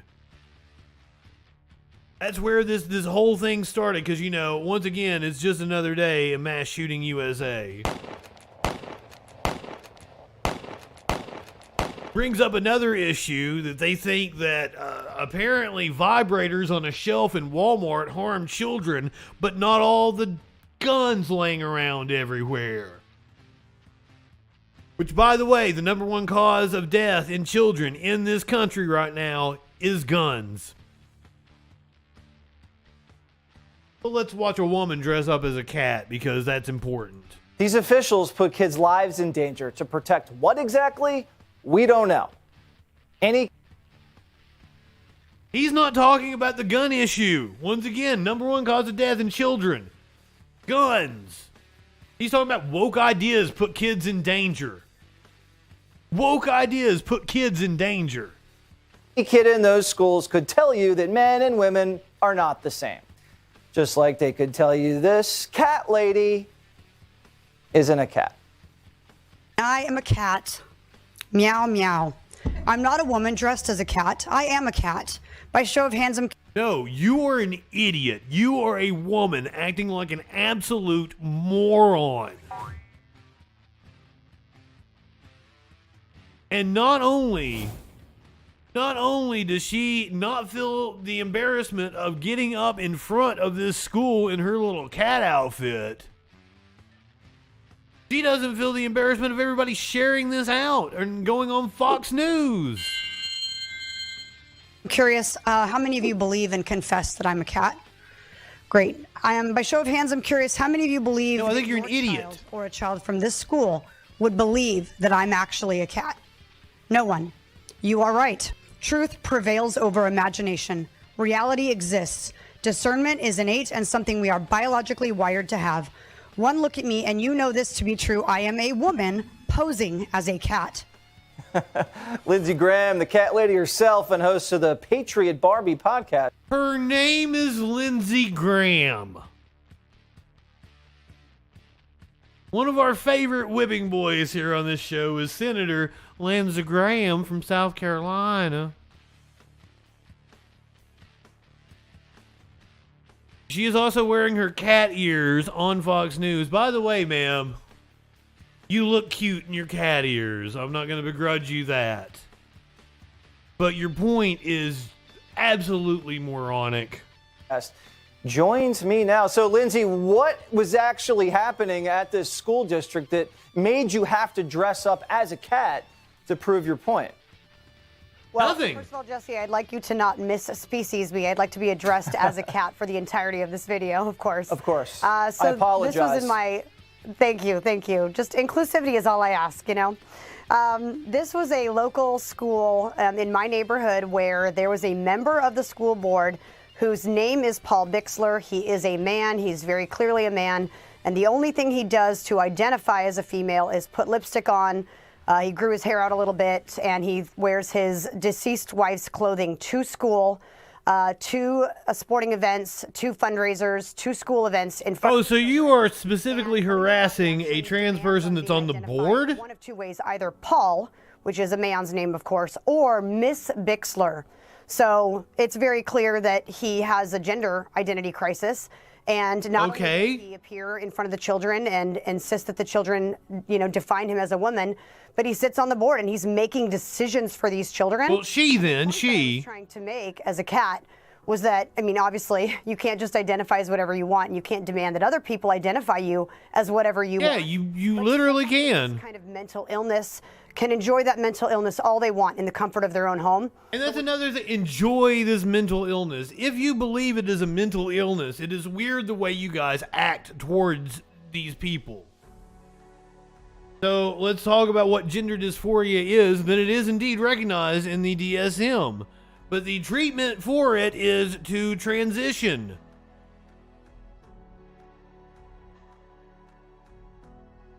Do you go up to autistic children and mock them as well? When you put them in charge of children, we're talking about a new type of... James, have yourself a good evening, my friend. Terrifying is seeing these people in charge of our kids' education. Yeah, if he has to grieve over his dead wife, he can grieve privately, but wearing his school dress and putting on lipstick and growing your hair out and insisting you're a woman in front of what grade is... None of that. See who cancels who. If they want to wear lipstick and wear a dress, none of that harms anybody. And the fact that you are devoting time on a national news network to it is insane. What world do we live in? Someone on a school board decided to wear lipstick and a dress, and all of a sudden it's a national news story, and a woman is dressing up as a cat to make some sort of point about it. The fuck? What the fuck? I'm not high enough for this shit. Is this precisely? This is elementary school, so these are young, vulnerable minds. And the teachers, the rest of the school board... Well, don't let them around your dumb ass. Talking in just the deepest manly voice that he was born... By the way, host of The Patriot Barbie, this is nothing but a publicity stunt. This is nothing but a publicity stunt. She wants to be a right-wing social media influencer. That's all this is. And she decided to dress up as a cat suit because it would get her on Fox fucking News. Fuck you, lady. So to see these parents and these adults take no responsibility for the education of these kids and to teach them true right and wrong and true biology and true facts and science and truths is just so alarming that we have this in the school system. Real quick, when you did this at this hearing, did people understand? How did they react? This is a great story, actually. The next day at the gym, I saw one of... I hope people told you you're fucking stupid. He looked at me a little odd. I said, I'm sure you don't want to remember who I am. And he said, the cat. And I thought he would proceed to chew me out. And he said, you know what? Thank you so much for getting up there and saying what you said. Thank you for being bold enough to speak truth. Oh, she probably has an OnlyFans. Agenda. I've been fighting this. No, I don't begrudge her for that. There are people on our side, and all it takes is just a few of us to stand up and speak truth and find those partners in crime, if you will, and then we really can unite together and fight back against this and save our children. What kind of exercise From what? does the cat do at the gym? Oh, you know, gosh, there's got to be something zingy I can say here. Lots of squats, litter box press, kitty nip presses, you know. All right, meow, meow. Thank you very much, Lee. Oh, my God. But, you know, they got to protect the children. They got to protect the children. I can't wait to tell you about this cop who was arrested for soliciting a minor. But before we do that, we got to move down to Texas, where the Attorney General tried to get a list of trans residents for some reason. The Office of Ken Paxton's request speaks to the increasing scrutiny and targeting of transgender individuals by GOP lawmakers. Texas Attorney General Ken Paxton's office sought data from the Texas Department of Public Safety in an effort to identify transgender individuals in the state. The department reportedly received a request in June from the Attorney General's office regarding... By the way, Ken Paxton was indicted 5 years ago and still yet to face trial, indicted on fraud charges. The department reportedly received a request in June from the Attorney General's office regarding information on Texans who had changed their gender on their driver's licenses or in other government records within the past 2 years. An internal email reviewed by the Post described the scope of the request. Need total number of changes from male to female and female to male for the last 24 months, broken down by month, the Texas DPS Driver License Division Chief wrote in a June email. We won't need driver's license ID numbers at first, but may need to have them later if we are required to manually look up documents. The department ultimately concluded that the data could not be accurately produced and did not provide any materials to the Attorney General. While it's unclear why exactly Paxton sought the information, oh no, it's totally clear. The request itself is more than a little concerning, given how the state has been doing everything it can to make life miserable for trans people. In February, Republican Governor Greg Abbott issued a directive to state agencies instructing them to investigate the use of gender-affirming care and resources by minors as a potential form of child abuse. The directive was backed by Paxton, who days before had declared gender-affirming surgery and the use of puberty blockers for individuals under the age of 18 a form of child abuse under Texas law. Abbott's directive was placed under temporary injunction, a decision which Paxton has appealed to the state Supreme Court. A preview of what may be coming in the future of slew of bills targeting transgender Texans were filed in the first round of legislative submissions for the state's Senate's 2023 session. Members of the Texas legislature are looking to ban everything from gender-affirming care for minors to drag shows to instruction on gender nonconformity in school. This is Nazi-ass shit, literally. The Nazis attacked the LGBTQ community. That was the first group they went after.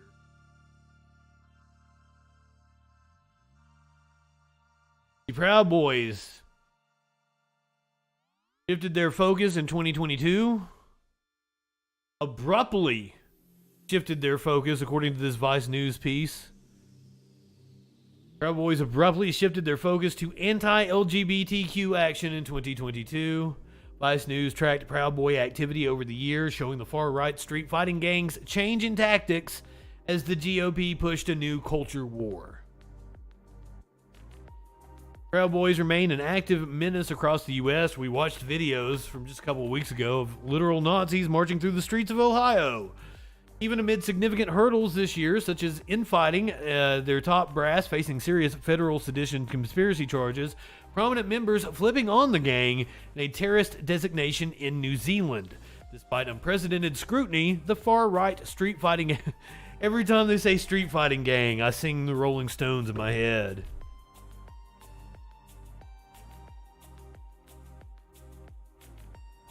The far-right street fighting gang has continued to act as brazenly as ever and sought legitimacy through the illusion of civic engagement. Dozens of uniformed members have marched through the streets of Long Island in broad daylight. Others shook hands with Trump-endorsed Republican candidates ahead of the midterm. Some have battled college students on university campuses. Here's a video of them marching through the streets. These are the Proud Boys. You cannot be fucking serious.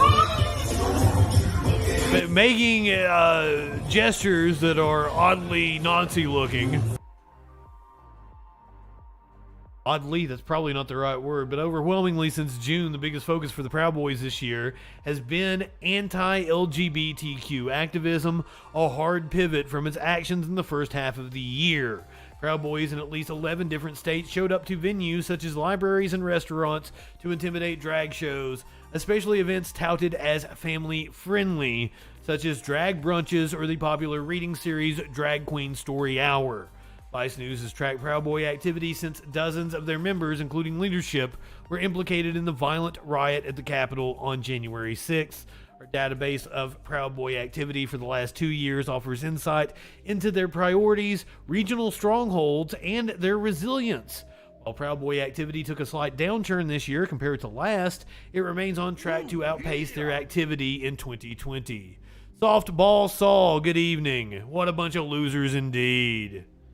Right-wingers are morons. Oh, yeah! I wish these fucks could feel embarrassment. Do Ninja Fart. Good evening, my friend. Sudden Apollo, what is up? We got some new people in here. My name is Justin Freakin. I do a news rundown Sunday through Thursday, 8 p.m. Eastern. If you'd like to know where I stand politically, I can sum up my political beliefs with one simple phrase. I would give anything in the world to piss in Dan Crenshaw's open eye hole.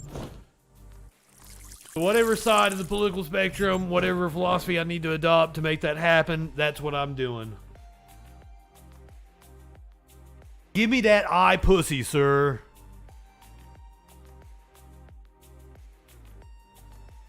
Prior to January 6th, under the leadership of former chairman Enrico Tarrio, who was in jail awaiting trial for seditious conspiracy charges, the gang became known for large, high-profile rallies that brought together hundreds of members from chapters around the country in one place like Washington, D.C. or Portland, Oregon. The results were black and gold quasi-paramilitary spectacles that reeked of beer and testosterone, regularly descended into violence, and attracted media and law enforcement scrutiny. After January 6th, partly at the urging of Tarrio, the group switched tactics. Local chapters burrowed into their communities and forged alliances with other right-wing activists around whatever the culture war issue du jour was. While the Proud Boys used to largely host rallies where they were the headliners, now they come in to act as the muscle for other reactionary groups, as according to Cassie Miller, a senior research analyst with the Southern Poverty Law Center. A fantastic group who I give money to, and if you have money to throw around, definitely go help them out. They provide legal services to poor people in the South. Desperately needed. 2021, that meant Proud Boys showing up at local anti-vax rallies or storming school board meetings along with right-wing parents over issues like masking requirements or critical race theory. At the outset of 2022, a few chapters of the Proud Boys half-heartedly joined forces with the anti-vaccine Trucker Freedom Convoy, which made its way across the country from California to Washington, D.C., totally fizzled out. I added that's not in the Vice article, to demand that non-existent vaccine mandates be rescinded. Unsurprisingly, the movement fizzled. I'm sorry, I hadn't read ahead. They did use the word fizzle. Then Proud Boys started joining the fray for other far-right extremists who were trying to build inroads into the well-established anti-abortion movement, which was energized by a flurry of regressive state bills rolling back reproductive rights and a newly conservative majority on the Supreme Court. Both sides of the abortion debate were animated in early May when Politico published a leaked draft opinion signaling the Supreme Court was poised to gut Roe v. Wade. The Proud Boys' response to the news did little to suggest that their interest in the abortion issue was based on anything other than misogyny. Ha ha ha, fuck you whores, wrote Tulsa's Proud Boy chapter on Telegram after the draft opinion was leaked. Some places, such as Florida, Arizona, California, New Hampshire, and Georgia, they took to the streets to intimidate and troll pro-abortion protesters. Get out of here! Here we go. Come on, guys. Say something. Proud Boys weren't created by the FBI. Our streets! Fuck Antifa! Fuck Antifa! Fuck Antifa! Fuck Antifa! Fuck Antifa! Christian ears. We love you. Thank you, guys. No, they weren't. Like, you can literally go and watch Gavin McInnes talk about founding the Proud Boys and where it started. The history is well documented.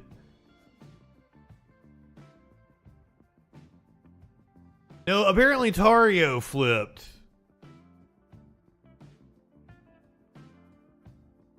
I mean, you say but I mean, you can.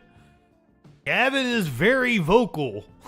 He has a show called Censored or Uncensored or whatever it was. Kanye West was on there talking about his love for Hitler the other day. God damn, right-wingers are morons.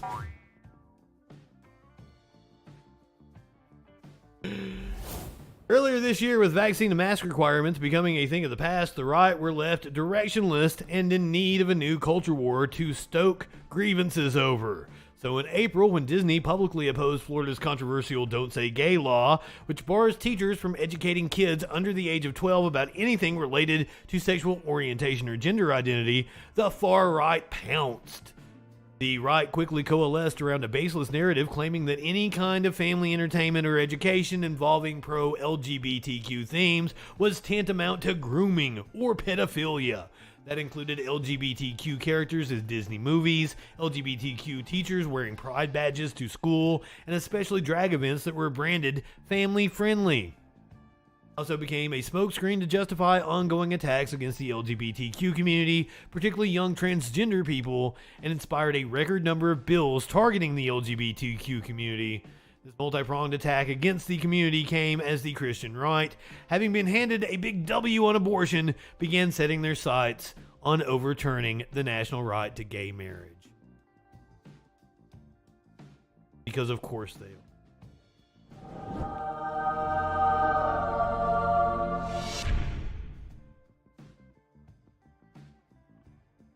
So, Operation Mockingbird, yet you listen to the news. What the fuck does that mean?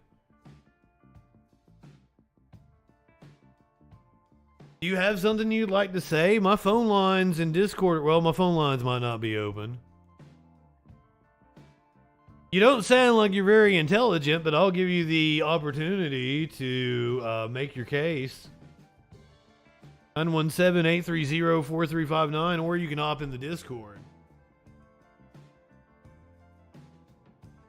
But I mean, coming in here and talking about how the Proud Boys were an operation by the feds, when I can literally show you Gavin talking about how he founded the Proud Boys. I can show you Gavin talking about how he's sticking shit up his ass to prove he's not gay or some shit.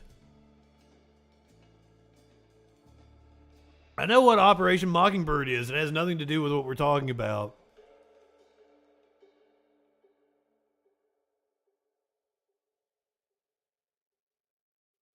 Like, the history of, like, Gavin McInnes was one of the co-founders of Vice News. If you watch any of their documentaries on the Proud Boys, Vice always has to go into, like, Vice was founded by Gavin McInnes. Vice was co-founded by Gavin McInnes, the founder of the Proud Boys. Vice denounces Gavin McInnes and his white supremacy. Of course you won't call, because you're an idiot and you won't be able to make your argument.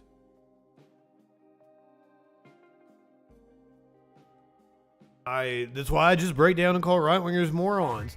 Like, there's no reason for me to even engage with you fucks. You just say dumb shit. If I prove you wrong, you're just going to move the goalpost to something else dumb. And it's a waste of fucking time. I mean, I humor it because I like arguing with dumb people and it makes for good content.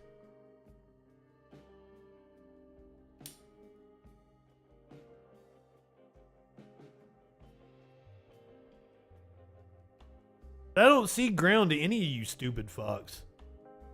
Oh yeah, sure, you're a black trans independent. I believe that.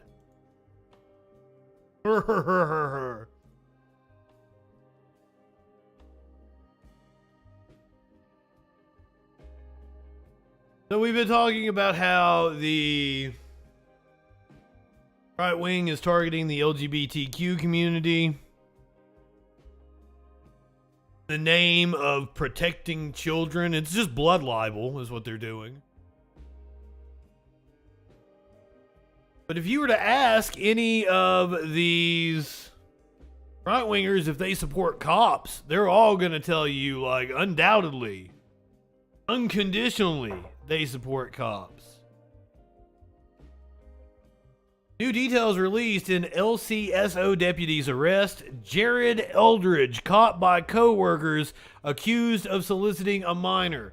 Well, thank God, so many times when it comes to the cops, when they're caught by their co-workers cover it up. I can point you to the Louisville Metro Police Department in Louisville, Kentucky.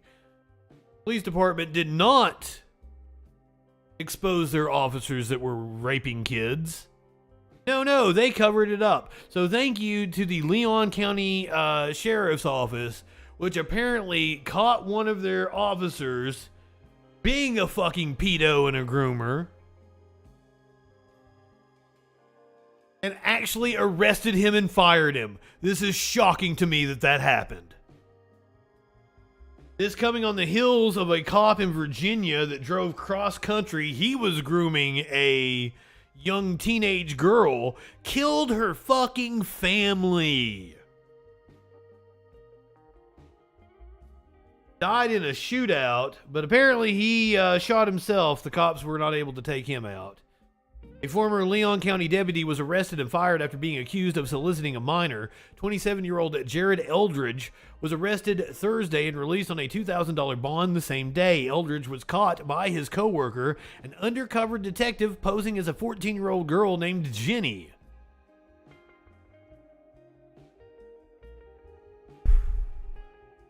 Oh, so they didn't even have intentions of catching their coworker. This was an entrapment. I have a lot of problems with cops doing these entrapment stings.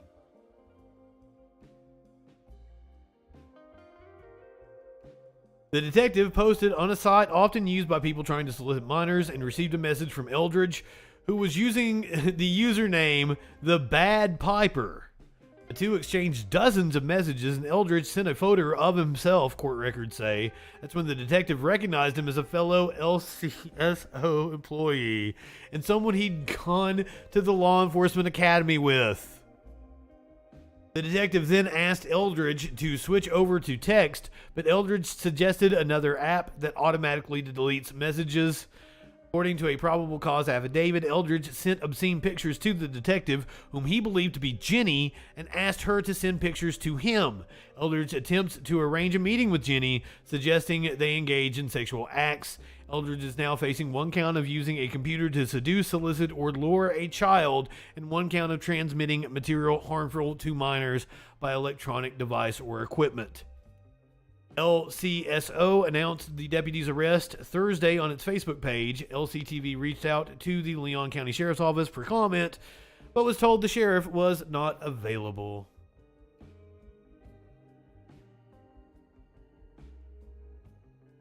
At least they did something about it, but I wonder how public the sting was. If they were worried they'd be able to get away with covering it up, or if maybe this cop just actually did some good policing for one. So often what you see from police is absolute nonsense. Like this cop who says she OD'd on fentanyl.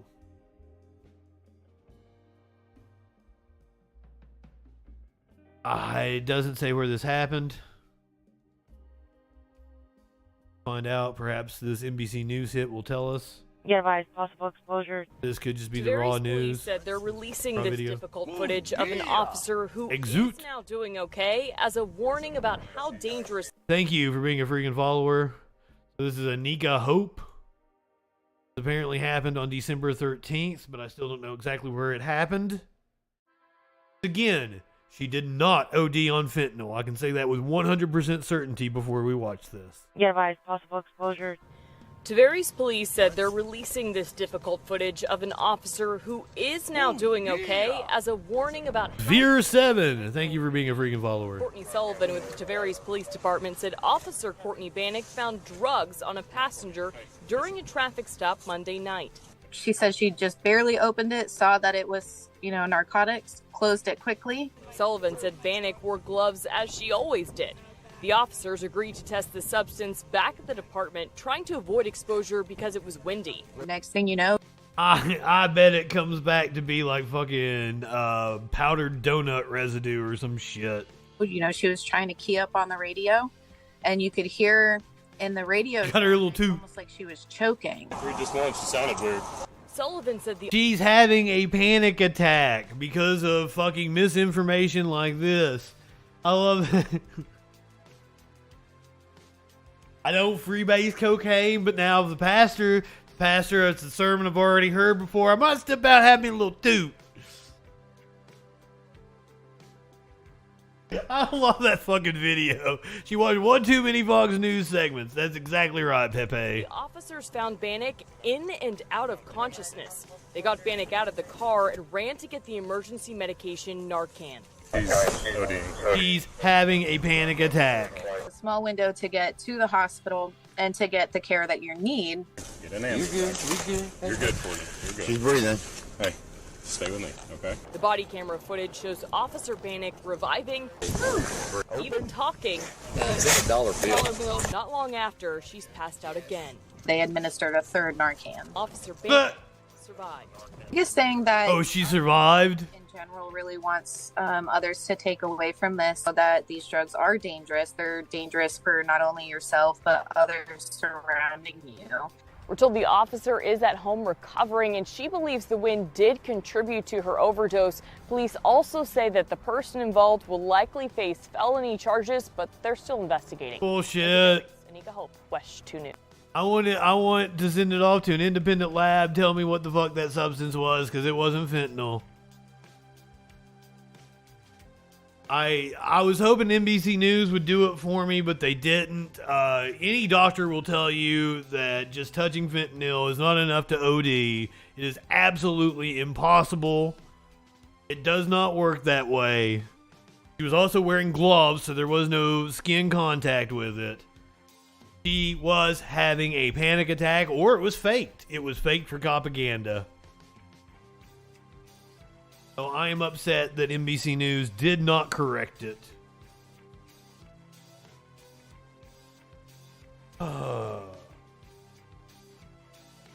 Let's do a couple more serious things before we move into the bullshit.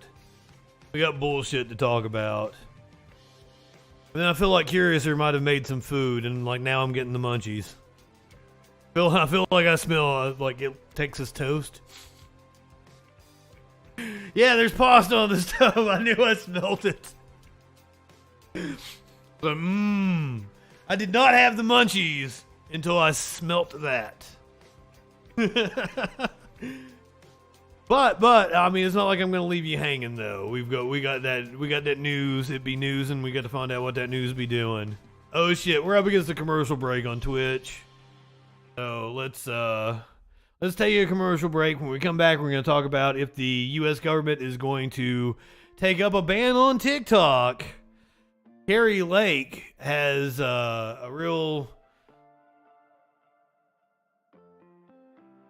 odd speech she makes where she makes some sexual overtones towards Donald Trump. Or just overt comes out and says she wants to fuck him. We're going to talk about Elon Musk, Taylor Lorenz, Matt Bender, all that good shit. You know you're going to get it.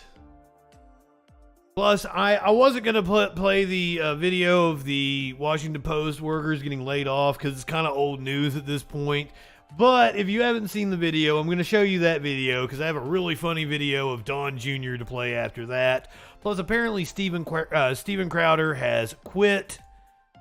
All that and more on the other side of the break here on the Troll Patrol Live.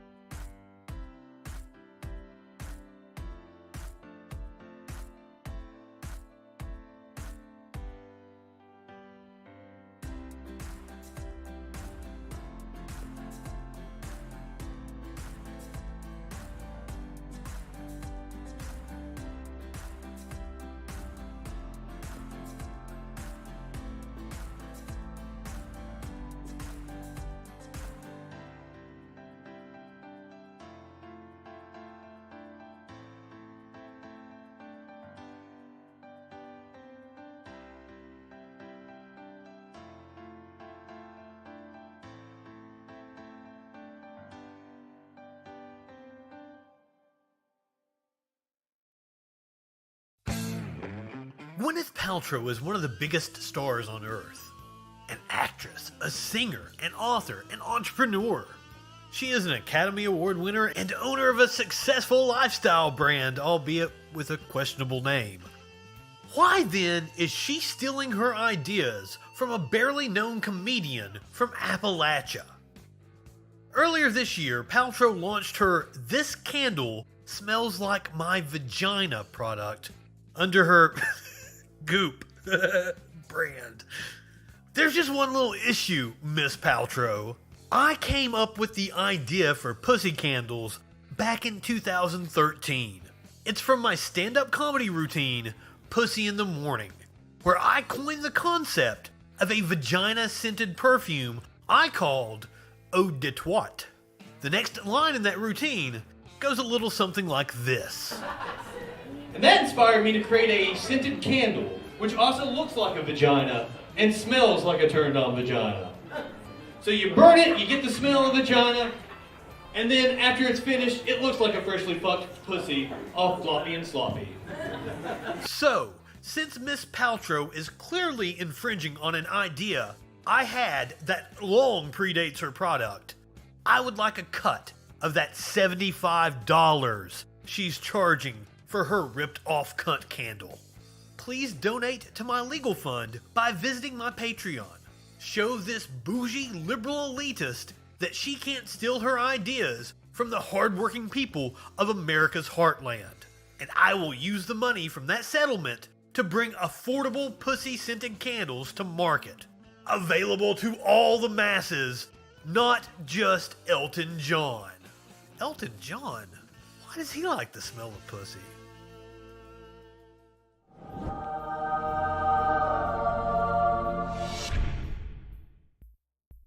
Oh, man, was loaded up. I know! $75. Thank you for the compliment on the merch. We're going to have to get some pussy candles on the store eventually. You know, when I get big enough to have actual, you know, a company make merch for me, I want to do little, like, Fu Manchus. You know how you have the little mustaches you can hold up? A little Fu Manchu you can hold up. Underwear with a Fu Manchu where your dick is. I got all kinds of ideas. I was gonna do this as a bit on the like Friday Night Freak Show was a radio show I did in college at one time. I was making plans to do a TV show. I wrote the first episode of what the TV show would look like, you know, a David Letterman style late night comedy show.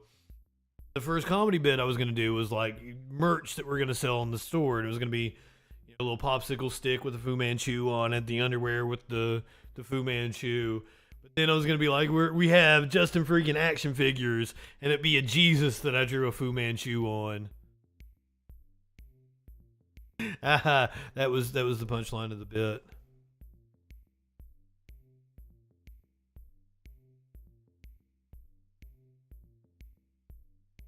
Give you guys a meme. I haven't showed you guys a meme the entire show. I've teased a meme.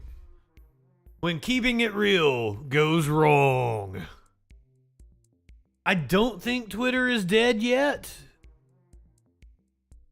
I can tell you that being on Twitter on Thursday night after the stream, because like I went a little early. Like I think on Thursday night we went like an hour and a half or something.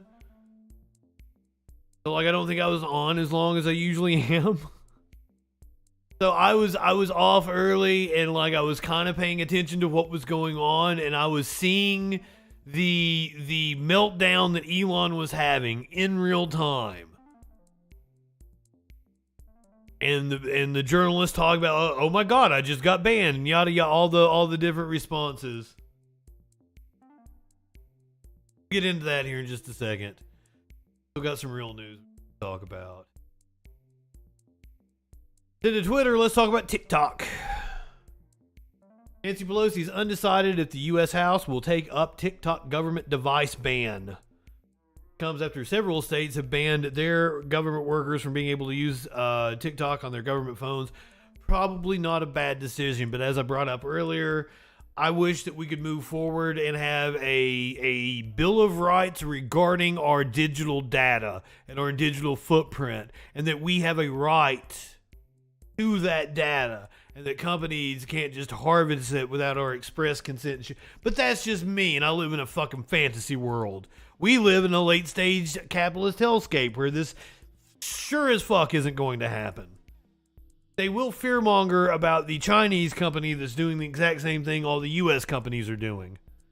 By the way, I feel like this is a good time to point out that the government does not need a warrant for anything that a tech company gives over to them willingly, and they will give over anything willingly. And if you gave over that data to the tech company willingly, the government does not need a warrant to get that. So here's one of the things. I'm on board with the fact that in order to progress as a society, we need to give up a lot of our privacy so that some of these apps have the data it needs in order. I use GPS as an example of this, and I wasn't convinced of this until I watched the dude does the Third Industrial Revolution. It's a documentary you can go watch on Vice. So, like, GPS, if you used a GPS back in the mid-2000s, like in 2006, they sucked. They sucked really bad. They would tell you that there are roads where there are no roads. They tell you go under, take this bridge, and, like, the bridge doesn't exist yet or it's being built. Like, they were horrible. They'd wig out for no reason. You were hearing a lot of, like, GPS taking trucks on these small roads and shit. But the more and more that we fed GPS data, the more and more we gave up of our data. Now that everybody has a phone that's feeding their GPS data into the system, it can tell you exactly how long you're going to be stuck in a wreck. It's amazing. To the fucking second. And it's on point. It is spot the fuck on. And that is only because we have willingly gave up our data and being able to fed it back into the system so that the system became better. Now, there are all kinds of practical applications for the public health, giving up our health data to be able to make public health decisions. This is something that in order to progress as a society, we're going to have to get used to, is giving up a certain amount of privacy in order to make things better. In order to do that, we need to have a serious conversation about our data. Who legally owns it? What companies can and cannot do with it? And unfortunately, our government is woefully unprepared to do that because we got idiots like Nancy Pelosi who, like, you think Nancy probably plays Candy Crush on her smartphone and that's about it, right? Maybe she gets emails. Maybe she knows how to use email. But for the most part, the people running our government right now have no idea how computers or the internet even work. So having them make laws and regulations about, and we need to be having this discussion now. We needed to be having this discussion 10 fucking years ago.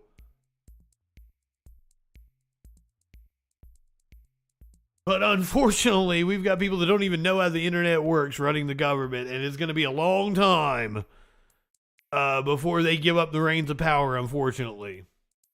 Yeah, probably too late now, War Machine. So that's all the caveats and the nuance before we cover. Speaker Nancy Pelosi said on Thursday that she has yet to decide whether the U.S. House of Representatives will join the Senate in backing legislation to bar federal government employees from using Chinese-owned TikTok on government-owned devices. And also, the NSA has access to Google, Twitter, YouTube. There's probably a fucking Fed assigned to me right now watching our our fucking stream. Matt Taibbi been going off on the feds and the Twitter files or policing jokes on Twitter like this is some fucking surprise. I know what the NSA is. I know what they've been up to since the Bush administration.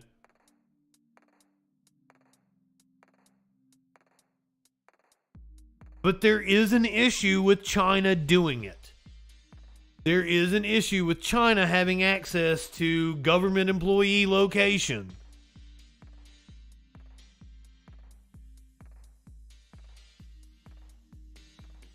China is a major investor in Discord and apparently had a hand in stirring the pot on January the 6th using Discord servers. So there are implications to everyone having a app that is feeding China data on their phone. There's implications to everyone having an app that's feeding the U.S. government data on their phones. The other day when I went to the Thanksgiving and there were teenagers, and it was like the first time I've ever been around a teenager. The lady I was seeing had some conversation about birth control with one of the young ladies or something. And I was like, delete any birth control app you have. And she's like, why would I do that? And I'm like, they're cracking down on abortions, miscarriages and shit. They will use that data to prosecute you. And I was sure to tell her the government does not need a warrant for data that you gave up to a private company willingly, and that a private company is giving up to the government, which they all do.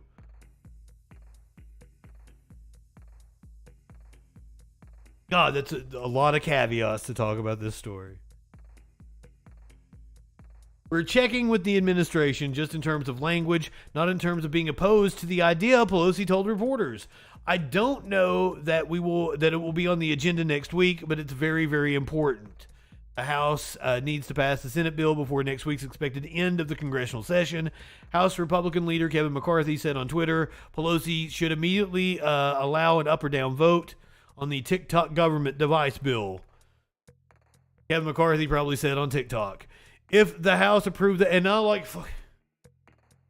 I had to jump onto it. I had to jump onto TikTok. I'm on TikTok. I didn't want to sign in on my phone, but that was the only way I could get it to, follow all my contacts. So I did that so I could be more popular on TikTok. It's worked out.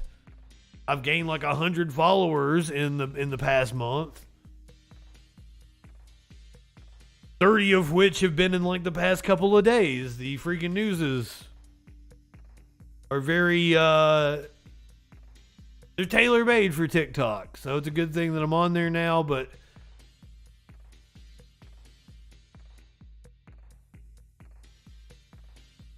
I'm on the internet. I'm a wannabe influencer. So have at my data, but everybody else needs to be aware of what is being done with their data.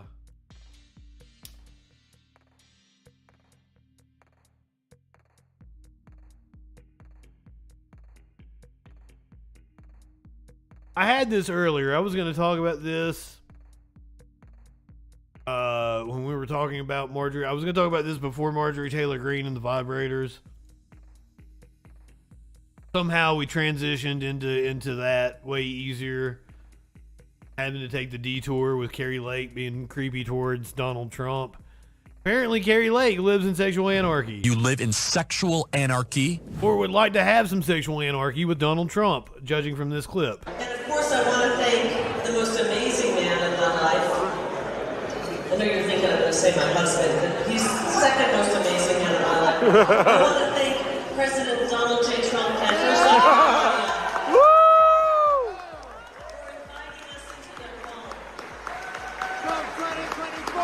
Yep. Woo! I'm going to get to thanking my husband next. I'm going to get to thanking my husband here in a second, but the most important man in my life is Donald Trump, who I'd absolutely let grab me by the pussy. You live in sexual anarchy? Oh yeah, some asshole was trying to argue with me on Twitter. Like, do you really think vaccinations work? Or do you really believe vaccinations work? I was like, I don't believe it. I know it. I can show you the data. I can show you the fucking data. Now, we do have an issue with the whole idea of the bivalent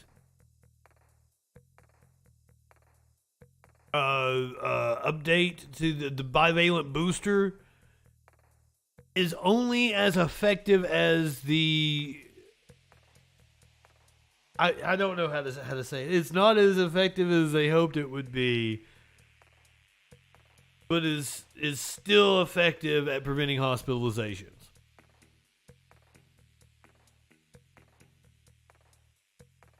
There is, and I didn't want to get into COVID tonight. We're into the fun shit now. I guess this is fun.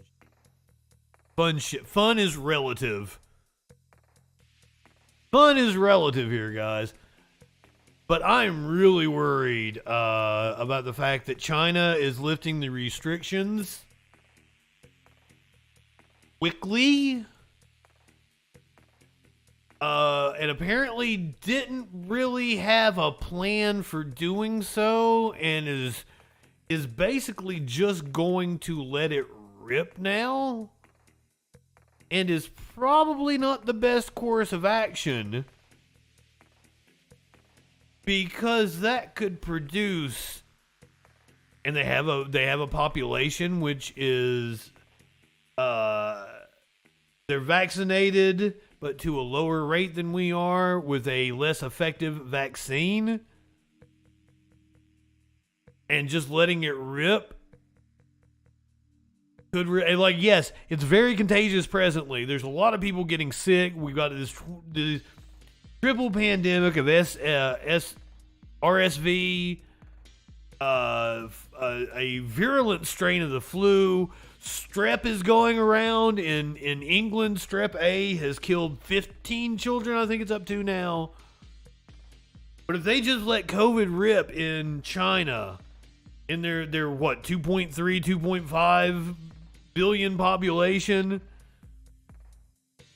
which has some immunity via vaccination, very little immunity via natural immunity, they're gonna produce some weird fucking variants.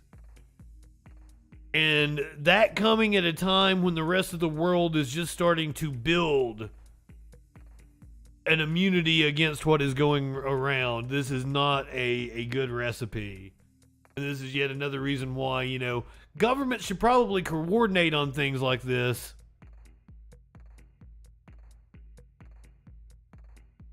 Yeah, Dustin. I was getting ready to pull up my freaking news on it, but I actually didn't do a freaking news on it. I did a freaking news at Kanye. Kanye stopped paying rent. But yeah, Twitter also stopped paying rent.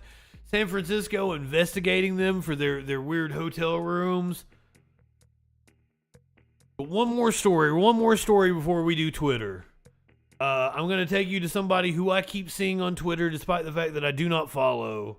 I guess it's because I respond. I see his tweets and I fucking respond and call him out.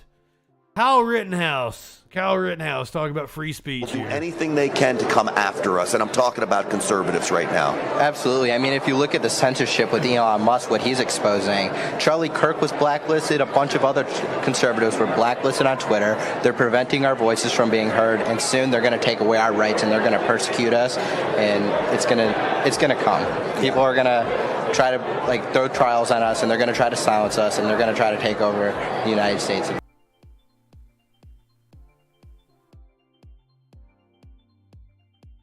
The next part of that statement is, so we need to do it first because they're enemies and they're coming after us.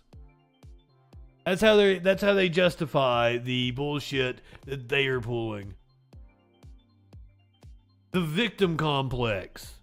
They're being that's another thing. Had some dude on Twitter was like, yeah, people are being silenced. Here, watch this guy. And it was a slickly produced piece of propaganda on a major news outlet.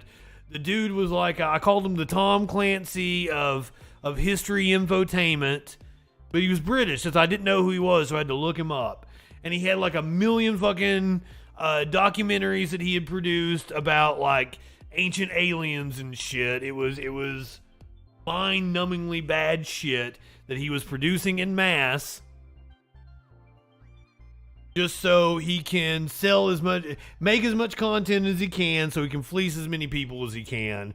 And he jumped on the COVID bandwagon. I saw it just immediately after I saw the clip, and I'm like, motherfuckers, if you are sending me someone who says they're being censored and they're sitting in a multi-million-dollar TV studio with slick production, and they have this entire resume of shit they've produced, you're an idiot. You're falling for a marketing ploy.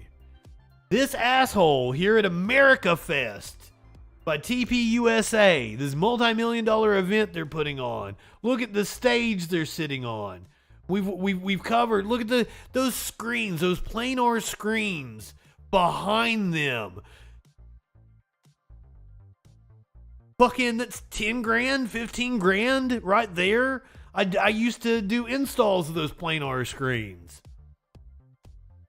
All that fucking signage they've had made, like those chairs are TPUSAs. Like, this is a very well-funded organization. They're not being censored. How like, right-wingers, why are you so goddamn dumb? Why do you fall for this? If people in multi-million-dollar TV studios are telling you they're being censored, they're lying to you. They're lying to you.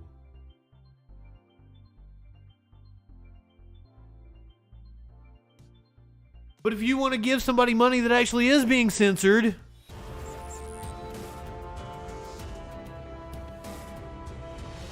have you heard the freaking news? YouTube, Facebook, and all of big tech are trying to do a cancel culture on Justin Freakin. Up yours, woke moralists. We'll see who cancels who.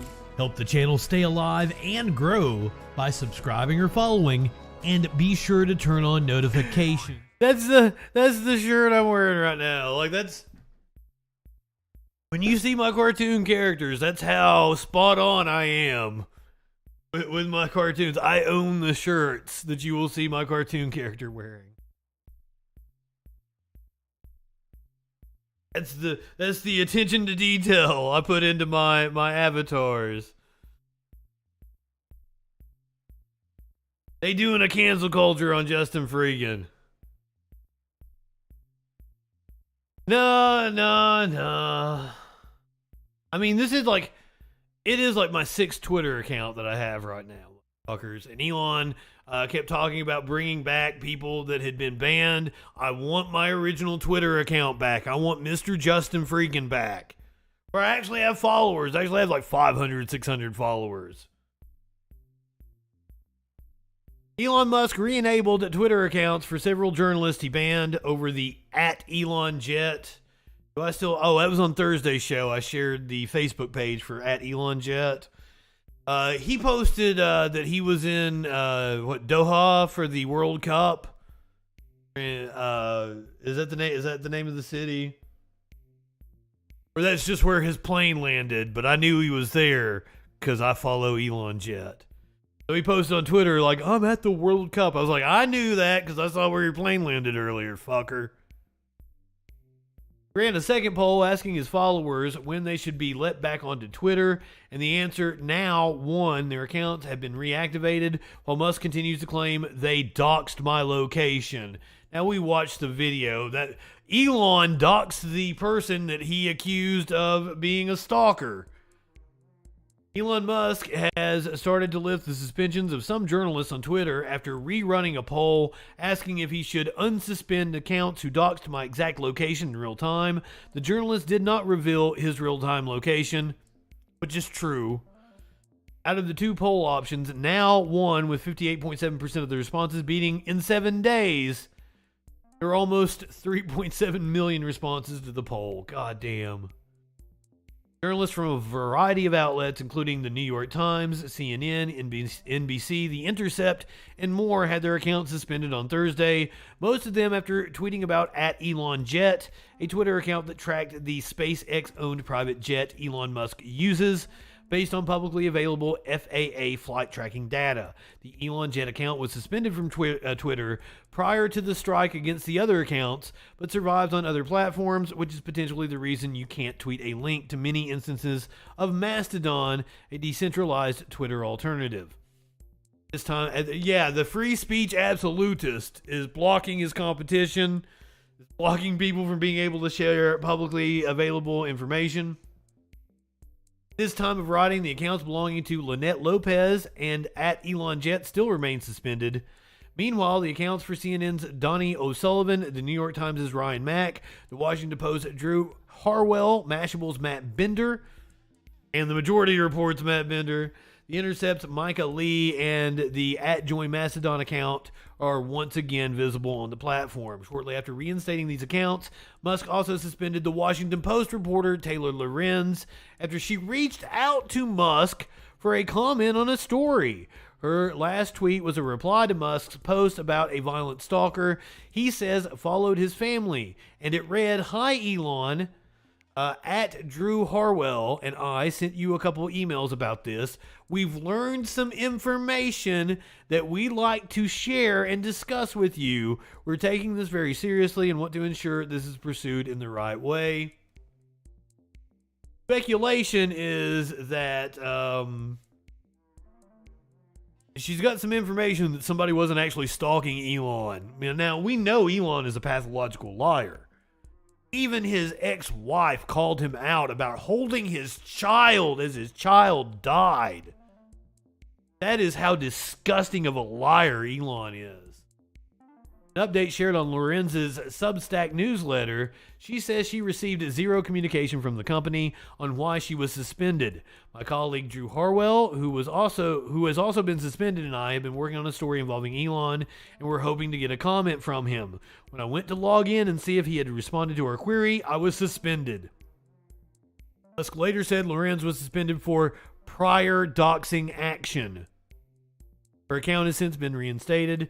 Musk has announced that accounts who doxed my location will have their suspension lifted now. This week, Twitter updated its policy to ban sharing live location information as well as links to third-party URLs of travel routes, specifically using Twitter to shut down people commenting on him, which is exactly what we all said that he was going to do. At the time the journalists were initially suspended, Twitter head of trust and safety Ella Irwin told The Verge, "We don't make exceptions to this policy for journalists or any other accounts." Musk also made his feelings on the matter clear with the language of his poll, and through various follow-up tweets, he also implied that the flight tracker had some connection to a crazy stalker who encountered a car that was carrying one of his children, and that the person blocked car from moving and climbed onto hood. However, the LAPD says no crime report has been filed about such an incident. That's what you do when something like that happens. You don't go to Twitter and whine about it. Musk hopped in on a chat that was going on with journalists. I believe this was after they had yeeted Bender from the chat. You can see that Cody Johnston is in there, Keffel's in there. Several high-profile journalists are in this chat. This is one of the spaces, Twitter space. It's a remnant of Periscope. And they were discussing what was going on in real time. This was as Elon was banning people. In the last few hours with a handful of journalists being banned. Lenny, good evening. Well, as I'm sure everyone who's been doxed would agree, showing real-time information about somebody's location is inappropriate, and I think everyone on this call would not like that to be done to them.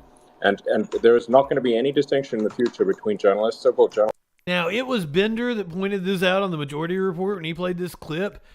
Elon's the only one speaking at this moment, so Elon is typing as he is speaking. Apparently, he was putting up that poll that we just read about as he's on with this Spaces thing, because all the rest of the hosts, the speakers, are muted at the time. Journalists and regular people. Everyone's going to be treated the same. You're not special because you're a journalist. You're a Twitter. You're a citizen. So no special treatment. Now, I would like to point out that journalists are special just because they're journalists. They are literally protected, enshrined in the First Amendment. You dox, you get suspended. End of story. So I have no expectation of privacy when you are flying into public airspace. This is correct. Clever about it, like, oh, I posted a link to the real-time information. Is obviously that is obviously simply trying to evade the meaning. There's no different than actually showing real-time information. So when you're saying posting a link to it, I mean, some of the people like Drew and Ryan Mack from the New York Times who were banned were they were reporting on it in the course of sort of pretty normal journalistic endeavors. You consider that like a tricky attempt at ban evasion? You show the link to the real-time information, ban evasion, obviously. Drew, I don't think you were posting the real-time information. You link to the FAA, and it's ban evasion. Right? I mean, you're suggesting that we're sharing your address, which is not true. And you're suggesting that we're posting. We never. I never posted your address. You posted a link to the address. We posted a link. In the course of reporting about Elon Jet, we posted links to Elon Jet, which are now not online, and now banned on Twitter. And Twitter also, of course, marks even the Instagram and mass high enough for the shit Elon Jet as harmful. Using, we have to acknowledge, using the same exact link blocking technique that you have criticized as part of the Hunter Biden New York Post story in 2020. So what is different? Here and there. No more acceptable for me. It's no more acceptable for me, for you, than it is for me. Same thing. So anyway. So it's unacceptable what you're doing? There he goes. No, what you dox, you get suspended. End of story. That's it. Elon, I have to ask, I mean, I think what everyone's wondering is it's highly unusual for journalists at the Washington Post and the New York Times to have their Twitter accounts suspended. And it just so happens that it's, the boss in charge, so, what's the deal there? Oh, I think Elon has left. I guess that's unfortunate. Trump steaks with a tech veneer. That's a great description. Yes, what the difference is there. Man, not I trying had to. so many. I was raring to go, guys. I know. I was too. I was going to order a Cybertruck. I just want to say, sorry, I don't want to. I was going to order a Cybertruck. This is reporting, right? There is value to reporting where people go. Most of what Elon Jet shared was him going to the factory in California or the factory in Texas, where he constantly posts that he's at anyway. I love that this was shared out by the Bongino report. Like, they think this video somehow owns the libs. But, like, I think it paints Elon in a very bad light, which, I mean, it doesn't take much. A lot of websites jumping on Taylor Lorenz.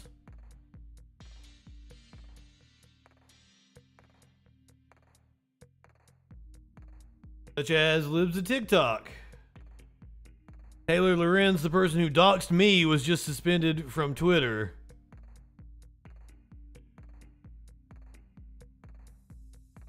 This was the last tweet from Taylor Lorenz. I think we read it earlier. It was just her asking for a comment. This is the TikTok Lorenz shared out after being banned on Twitter. Hey guys, the rumors are true. I have been permanently suspended by Twitter. I was given 0 reason, only had 3 tweets on my account. 2 of them were promoting my other social media channels, which you guys should follow. Taylor Lorenz at Instagram.com, taylorlorenz.substack.com. Have a new YouTube channel. But yeah, I was suddenly logged out. Why is Titanic? What is Celine Dion playing in the background? I just had those 2 tweets and a tweet where I asked Elon for comment today, revealing 0 information. Super crazy. Elon seems to be banning anyone he disagrees with, and I certainly didn't violate any terms that I was aware of. So that's the story right now, but follow me on Instagram, TikTok, YouTube, pretty much every other social media. I'm just at Taylor Lorenz. And I'm here with my fellow banned user, Ryan Mack. You know, once you get banned, you have these kind of meetups. And so we're at our local meetup. Hey guys. Once you get banned, you've been blackballed.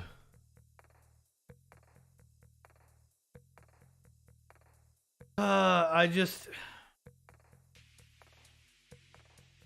the right-wing response has been, but Twitter is a private company. That's what you all always said. To which I tweeted out somebody and said, when we pointed out that Twitter was a private company, quite often we're saying that this is the result of capitalism and the capitalist incentive. I've said it so many times. Social media isn't targeting conservatives.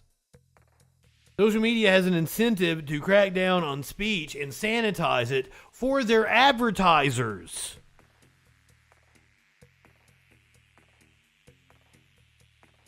So when we talk about Twitter being a private company, yes, they can make the rules.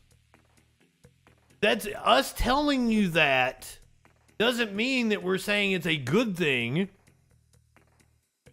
But a lot of the accounts that you guys will point to and be like, oh, they got banned. Like, oh, yeah, they were dead naming a trans person over and over again. That it was against Twitter's rules. These journalists clearly weren't doing anything other than annoying Elon. We're pointing out the hypocrisy because Elon's the one that claimed he was the free speech absolutist and that he was going to be restoring free speech. And like everybody's saying, like, well, if you don't like Elon, you must hate free speech. No, you guys are just idiots. This has nothing to do with free speech. This has everything to do with a billionaire just retaliating against people he don't like. I'm sure Fox's The Five had some astute commentary about it. After getting just a tiny taste of censorship, Elon Musk going on a late-night massacre, temporarily suspending the accounts of at least a half a dozen left-wing reporters from the New York Times. This is the best thing that ever happened to Matt Bender, though. He even gave a little timeout to the guy who used to be Keith Olbermann. Musk claims probably Aaron Rupar and Keith Olbermann as well. Vaccination coordinates by sharing an account that tracks his. Maybe not the best. Maybe Sports Center was the best thing that ever happened to Keith Olbermann. But like this could help revitalize Keith Olbermann, who had been pretty irrelevant for a while. Yeah, taste of they act like this don't exist.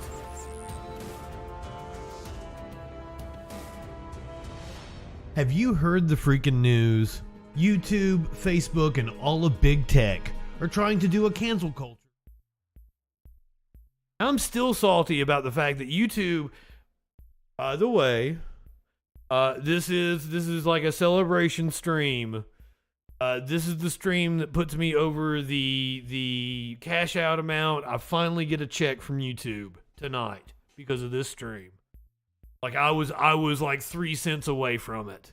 So this, unless somebody claims copyright on my stream and then I don't end up getting my 14 cents, tonight is the night I finally get a YouTube check. I mean, I won't get it tonight, but I'll get it like in the next month. It has taken this fucking long. I'm still salty about them. Gave me a 7-day ban through the election for nothing. Rupert is awesome. Like I use him, like he fucking puts the clips, a lot of the clips that we watch on this show come from Aaron Rupert. So like, oh, thank you. So I told Curious her, like, I need to go buy us dinner.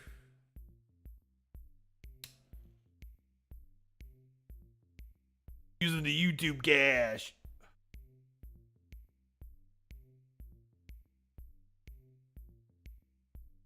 But man, my growth was like straight the fuck up through the election, and they banned me on the election week. I was banned for 7 days, starting like 3 days before the election. My engagement plummeted. Fuck off, YouTube. Why? Why? But yeah. Right-wingers, they think like we haven't had a taste of censorship, that the left hasn't been censored all along. Real time.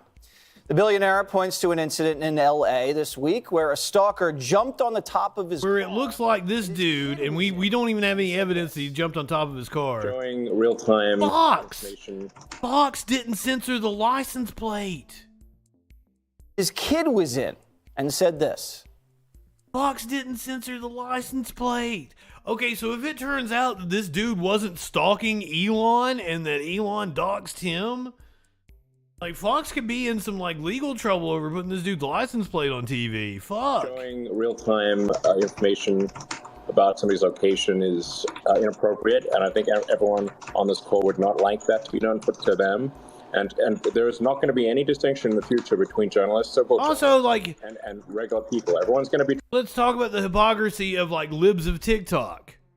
Right-wingers were like, oh, well, they're just sharing publicly available information. One, they aren't. They lied. They were specifically targeting teachers. They were like, well, they weren't sharing real-time location of the teachers. If you name the teacher's school, you are sharing their real-time location. If you name the teacher's school, you are sharing their real-time location. Because you can guess exactly where they are between 8 and 3 on weekdays. Treated the same. You're not special because you're a journalist. AOC is really mad, saying this. I get feeling unsafe, but descending into abuse of power and erratically banning journalists only increases the intensity around you. Take a beat and lay off the proto-fascism. Maybe try... He doesn't seem all that mad. Seems like you're trying to paint her as that. Beyond at the censorship of the Hunter Biden laptop story are all of a sudden melting down. Watch. This seems really scary. Okay. The chaos, the ego, the insults, and the fact that he is bringing down an institution. And the Twitter is not the Republican Party, but it certainly feels like we're in the dying days of this platform unless something changes quickly. I think this raises a big question about what the free press, what the future of the free press on Twitter looks like. I worry about the chilling effect that this might have on... Notice how Fox spends so much time covering other news organizations. Tesla and SpaceX. What if you're... We do media critique here, motherfuckers. You are supposed to be the news. Stamp you down because he says, oh, that's against the rules. But so much of what Fox does is almost like YouTube reaction comment. Well, let's see what CNN and MSNBC are saying, and then we're going to react to it. Story. What would you like to say? I would like to say that I think that Elon Musk needs a content moderation team, that he needs the Trust and Safety Council to come back so that people could actually see that there were folks and not just one man deciding that because his feelings got hurt or he felt unsafe, even though that Elon jet account is just publicly available information, right? So let's be clear about that. And that assassination... I think Fox melts down all the goddamn time. It's weird that they accuse others of melting down. Reported to the police, which seems strange. And then Donnie O'Sullivan, one of the reporters that we just showed, got suspended from Twitter for just tweeting out the fact that the LAPD had said that he didn't file a report. It had nothing to do with his coordinates, nothing to do with an assassination at all. And the transition from Republicans being up in arms about preserving the First Amendment to, cry harder libs is really something to behold. So he changes the terms of service a couple days ago to shut down the jet tracker, which he had explicitly... They've always got a token liberal on the panel. Terms of service are so vague that, Jesse, if I took your picture right now... Yeah. And I Hold on. Now try it. Can I have your good side, though? My good side is that side. You do not have a good side, Walters. Geolocation of that would qualify as a violation of the terms and service. So I could be suspended for Twitter for harming you, for taking a picture of you right now and using just what's in so this she's app. complaining the terms of service are No. vague and arbitrary. No, That's so funny. but he just changed it. Okay. No, I'm not done. Oh, please, continue. He's suspending people who are aggravating him, who are hurting his feelings, like Lynette Lopez from Business Insider, who's been looking into him for years because of Tesla. That's a company that she covers. She just got suspended for putting up old information about him about the fact that Elon Musk actually has a habit of doxing people that he doesn't like from the. Oh yeah, I forgot all about that. If you care about the First Amendment, you should all be up in arms about this, especially the fact that he doesn't even have a committee of people paying attention. So what's the content moderation team going to do? So if you publish that picture of Jesse, is that moderation team then going to explore? He doesn't have one. The intent of your posting of that picture. Yeah. So I would take. Yeah, sometimes their token lives Geraldo. The rules. So which Geraldo sometimes puts them in their place as well. It's amazing how none of these journalists actually reference back to this. But Elon Musk said I'll go argue with him. Real-time information on anyone will be suspended because Twitter considers that a physical safety violation, including posting links to sites with real-time location info. He said on a slightly delayed basis, you will not be banned for that. So this is real-time information. So fine, have the content moderation team, but have the rules. Spell the rules out and reference back to them when somebody is banned. And I don't think anybody will take issue with somebody running a company who makes those decisions. The one-off decisions by Elon Musk is what everybody's taking issue with and the subjective nature of them. So, Jessica, your sales pitch to us here today is that Elon Musk should adopt a content moderation team because it would somehow be less arbitrary and less opaque than what we've lived under for the past 4 or 5 years. Twitter had a content moderation team, and it silenced people for any host of reasons they wanted at any given moment or any given suggestion by the FBI. And not just... No, that's not true. Dr. Jay Bhattacharya of Stanford University, who happened to push back on the latest COVID orthodoxy. What you're suggesting is They never tell you exactly what they said. Today, that Elon Musk exercising arbitrary power is bacteria. But please don't tell me that what we had before was better. I believe in free speech, and I think more speech is always better. Elon says his line is doxing. And he also says, by the way, his plane information was not public, that it was private. That's not true. Well, let me update you on that because the FAA gives Elon a new plane identifier every month because of threats to his safety. But this guy, this Musk tracker, wrote software to hack it so he can get around that. So it's not just publicly available information. But it is. Sure. Okay. But if you are trying to assassinate Elon Musk or to steal his child, which is what he's alleging, you know how to get that information besides just going on Twitter and clicking on what Elon Jet has to say. And I would add that Bellingcat did an investigation of the location let's not make it easier to do car, on and it wasn't a at an platform airport. that he owns, right? Just like you wouldn't want people to know where you were at actually they know where you are at 6 o'clock every single day. Bellingcat does good work too, by the way. You're not following them. I just love the bawling and baying and howling and hauling of these journalists who ignored all of these Twitter files. I just love the bawling and the bailing of these journalists. What the fuck, lady? New York Times. It was right on the webpage about Musk and Twitter and banning the journalists. They haven't covered these Twitter files. What is there to cover in the Twitter files? All of them. The nefarious going-ons, the censorship, the election interference, nary a peep. But now this is newsworthy. Lady. Because None of those things happened. I love it. But I am not surprised. The only thing I'm surprised about with Elon Musk is pure vitamin Q cures COVID. He spent $44 billion on this money-losing sewage lagoon. He sure as shit did because he's stupid. Jesse, you understand this. Do you know how badly people whine and behave? I'm listening to you whine. I'm listening to you behave badly right now, man. So I had somebody on Twitter was like, they had to sue him to force him to buy it. And I'm like, no. They had to sue him to force him to go through with the contract that he signed, idiot. Right-wingers do not care about facts. Okay, let's get through this real fast because I'm hungry. Food smell is wafting in here. I wasn't going to cover this because it's kind of old news, but because I figured you'd seen it by now. 4 days ago, the Washington Post laid off a bunch of their staff. Your staff has some questions right now. You have questions. And I think them because with your we're voice, journalists, you should answer them because we're a news organization that values transparency. And this is our only opportunity. No, you have multiple opportunities. As representatives of the Guild, we have representatives from the Post. You meet every week, you're meeting tomorrow. We're not going to turn the town hall. This isn't only about the Guild. Turn the town hall into a grievance session for the Guild. I'm sorry. Thank you. Big Gritty, good evening.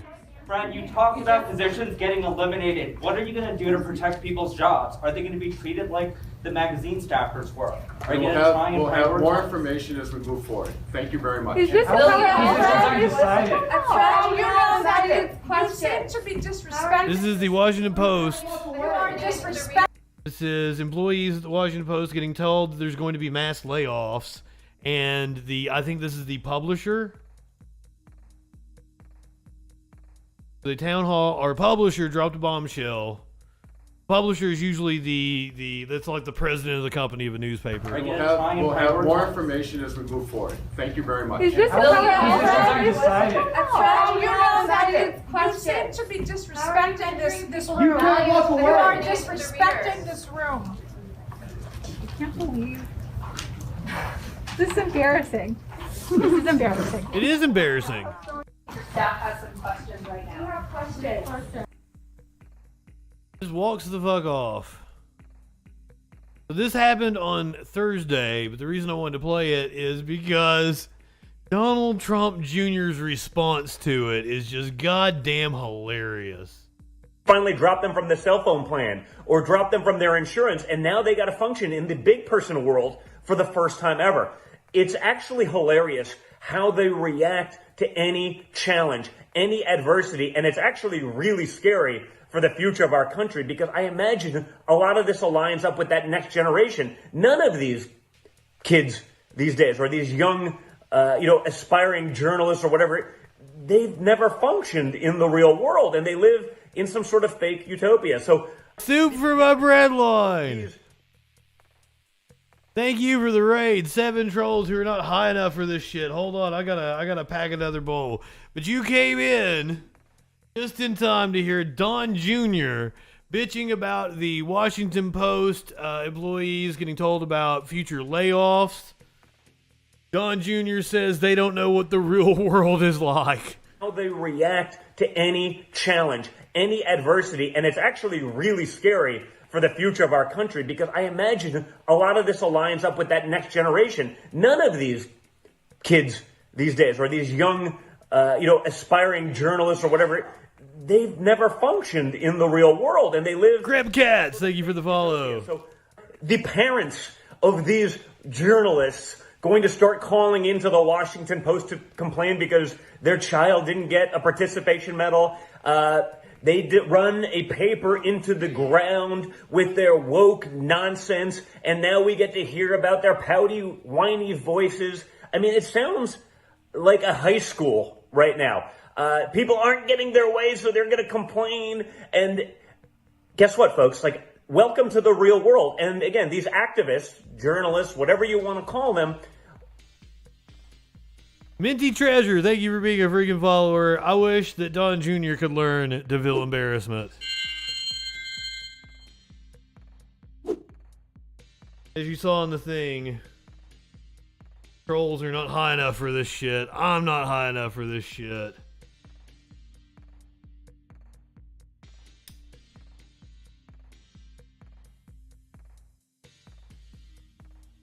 Fortunately, you guys came towards the end. Still happy to have you.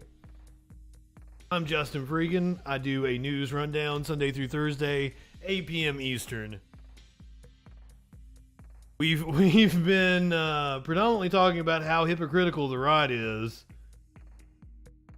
Proud Boys changed their focus to attack the LGBTQ community. Marjorie Taylor Greene had a breakdown in Walmart over vibrators. Meanwhile, I showed that the Southern Baptist Convention covered up their rape of children. We covered a cop that was arrested for solicitation of a minor. Fuzzy Face, good evening. Oh, yeah. Yeah, see, I'm sorry you guys missed out on a lot of the fun shit. Jake, my friend, good evening. Thank you for being a freaking follower. I'm sorry. I'll flip back to Marjorie Taylor Greene here for just a second. We learned that Kari Lake really wants to fuck Donald Trump. We watched a video where she called Donald Trump the most important man in her life. It sounded very sexual. This is Representative Marjorie Taylor Greene. Many of your customers, she's writing to Walmart. Many of your customers in my district are reaching out to me about sex toys being sold in your Dalton store. They're just vibrating massagers. They're not even labeled as sex toys. I mean, they are sex. I mean, they're clip massagers. Yeah, sure. I've seen men use them. I've seen trans people use them. You can use them on your balls and your dick. I didn't know Walmart. I don't shop at Walmart. Pretty against Walmart. Pretty against giant corporations. So I had no idea what Walmart was and was not selling. You know, I remember being in Walmart when I was a kid. You had to, you couldn't buy a Marilyn Manson CD at Walmart. And if you could buy a cool CD at Walmart, it was edited. Automod didn't like the butt plug. I would have thought when we did the story about the chess player that had the anal beads up his ass, we would have got that we would have got butt plug approved by the Automod. We're just a bunch of woke moralists in here, though. Up yours, woke moralists. We'll see who cancels who. Kari Lake clip is amazing. But hey, if you guys want to go back and watch the Troll Patrol, it is totally on the YouTube. Some people do. Some people, they like other live Twitch streamers and they go back and they watch the Troll Patrol later. Totally cool. Not gonna hurt my feelings, but it's more fun if you're here with us live, interacting with the show. And I take calls in Discord chats, like uncensored, unedited, unscreened. We get some dumb fucks calling in sometimes. Those nights are a lot of fun. At least for me, they are. I put the being able to redeem the channel points to get me to hang up with people, because sometimes I think I go a little too long. I let the dumb fucks go too long. Butt plug. Butt plug. You live in sexual anarchy? You guys like Steven Crowder? Apparently, Steven Crowder has shocked the world and quit. I don't know what he quit. I don't know if this is some kind of clickbait headline. Oh, me neither, Jake. Me neither. We've got a saying around here. Right-wingers are morons. Oh, I've got new people. I should probably tell you about my political beliefs. Oh no, Sam Cedar, what a fucking nightmare. Those of you who might wonder where I fall on the political spectrum. I can sum it up with one simple phrase. I will give anything to piss and Dan Crenshaw. Sorry. I would give anything in the world to piss in Dan Crenshaw's open eye hole. So whatever political philosophy I need to ascribe to that allows me to piss in Dan Crenshaw's open eye hole. I'm dying. I cracked myself up. Oh, whatever political philosophy I need to ascribe to be able to piss in that man's eye pussy. That's what I'm doing. Oh. Anyway, Steven Crowder shocks the world and quits. Louder with Crowder future. What's it? Louder with Crowder future depends on you. Oh, this is some kind of marketing ploy. The right is constantly playing victim so that they can raise more money. I, Mug Club, am leaving the Blaze. This is a long time coming.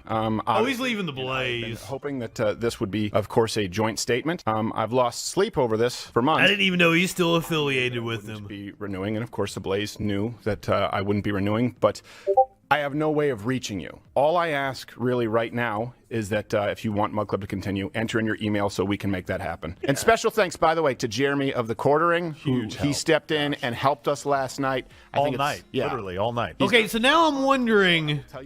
This is like the Cecily Strong thing with Saturday Night Live. Something happened. Something weird is going on. Why was that an abrupt announcement last night? That was Cecily Strong's last show. They were singing Blue Christmas and shit. Something's going on. Something's going on with Steven Crowder and the Blaze here. I want the drama. I want the tea. I want to know what Glenn Beck and Steven Crowder didn't see eye to eye on.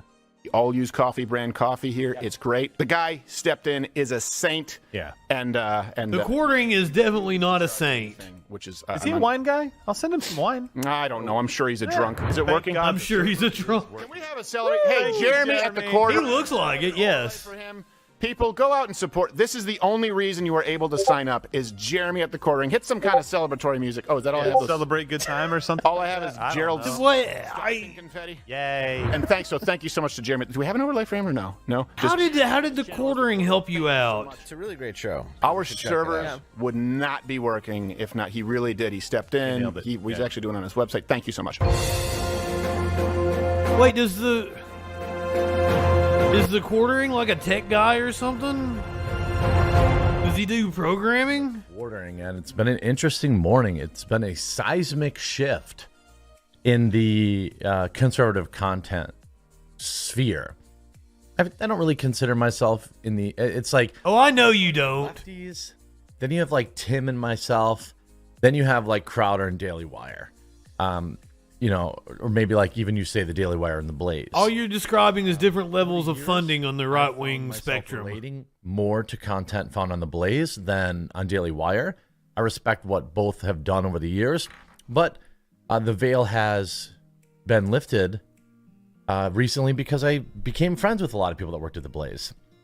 And coffee brand coffee sounds stupid. There was a time where I was literally trying to negotiate with the Blaze to see if they would like buy out my channel and bring me on to add some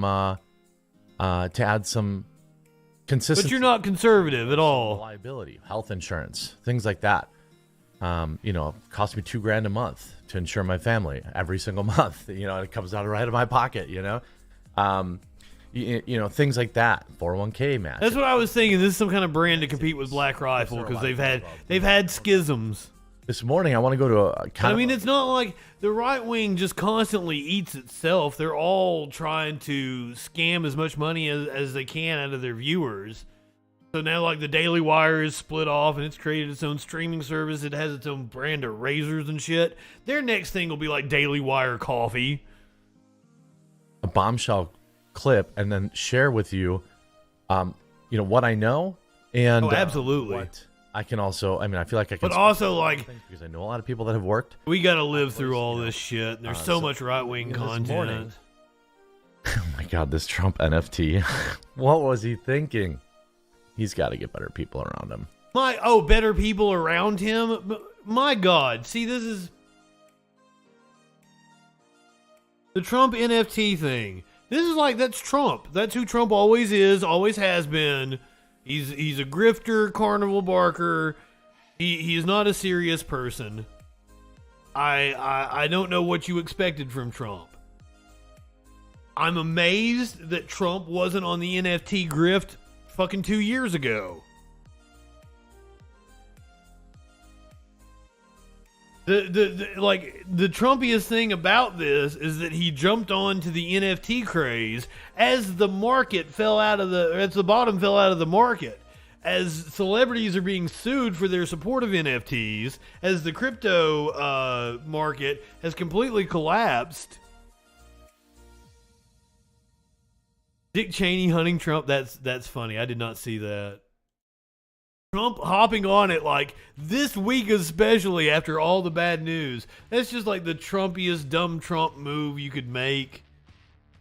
But that's who Trump always was. He got lucky. He got lucky and rode a populist discontent with the neoliberal order into power. And the Republican Party saw him as you know, Sam Cedar always says that, you know, Joe Biden's a cipher. No, Donald Trump was a cipher for Republicans, that they could have used him in any way. Or Mitch McConnell. Well, I'm sure as much as Mitch McConnell hates Trump, and we have covered that, I'm sure Mitch McConnell was thankful for the opportunity that Trump provided him. And Mitch McConnell used him beautifully to achieve conservative goals. That's one of the reasons why I laugh so hard at right-wingers that turned on Mitch McConnell. Quite possibly the most effective politician in the history of the country. Mitch McConnell. And you guys, you turned on him. You bite the hand that feeds. You think Trump was the mastermind or some shit? No. The Republican Party used Trump.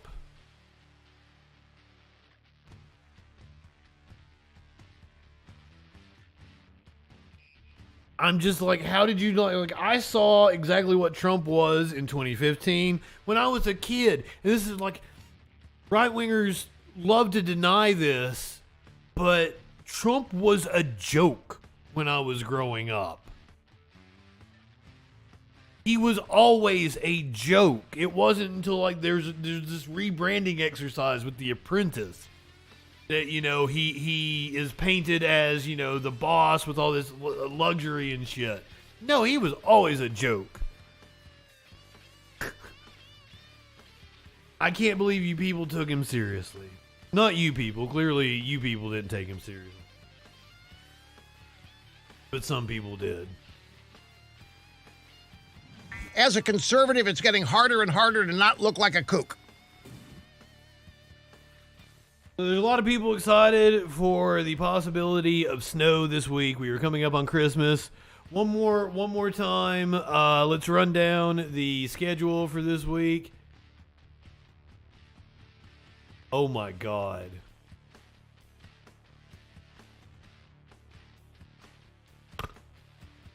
I did see the Homelander do his version. I thought that was funny.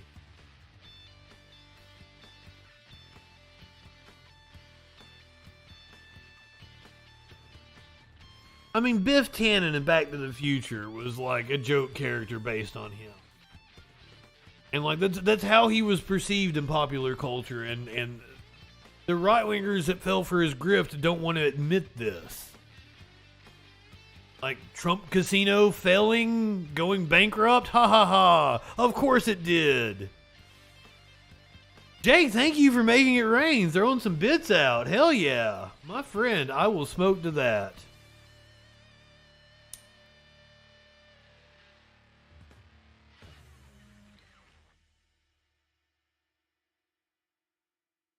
Oh, that wasn't what we were going to talk about. Not the airports clogged with people. But programming note, let's go over what we're going to do this week. Tomorrow is the January 6th committee hearing. We're going to be coming on about noon. Do join us for that. Usually when we're on during the day, we do gangbuster numbers. January 6th committee hearing tomorrow at noon. We'll be live streaming that. Troll Patrol on all week like normal. I'm trying to come up with something special for Friday night on the Friday Night Freak Show. Then Saturday night, we're going to do a special Saturday stream of the Troll Patrol. That is Christmas Eve. I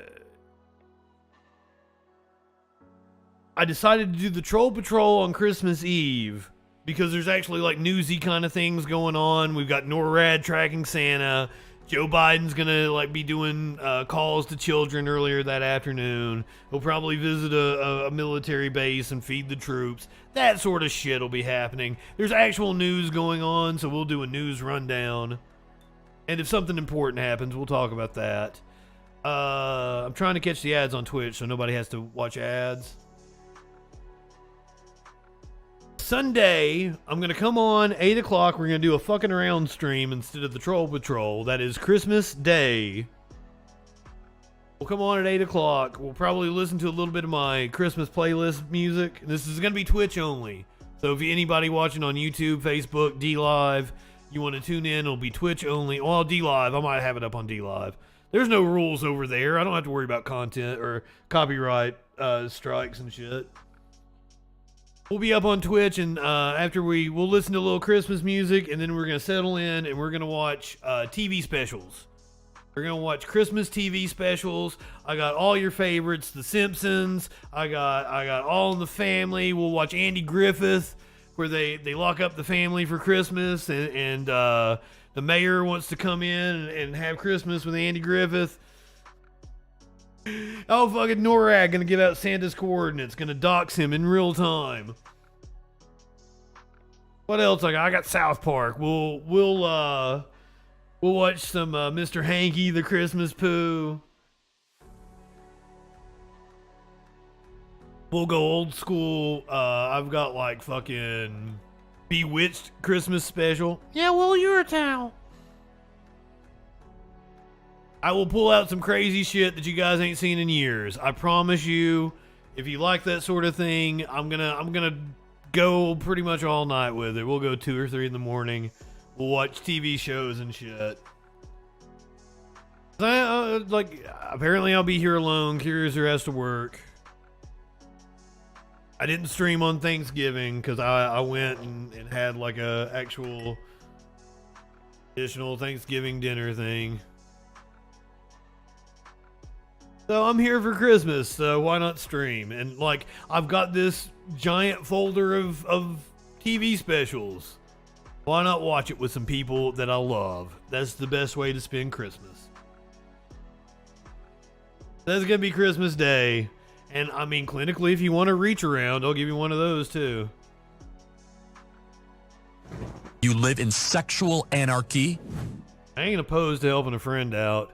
What was that? There was a meme that went around. I think it happened like right before the pandemic or right as the pandemic started. Or like some dude on a Netflix documentary was telling a story about giving his friend a hand. I never found out what the story was about, but like it was a meme, and I had to find out tangentially what was going on so I could understand the meme. And like the dude was giving a handy to his friend or something, but he wasn't gay. I mean, I'd be a little gay, especially around the holidays. Oh, shit. But apparently people are really excited because there's the possibility that it is going to be a white Christmas.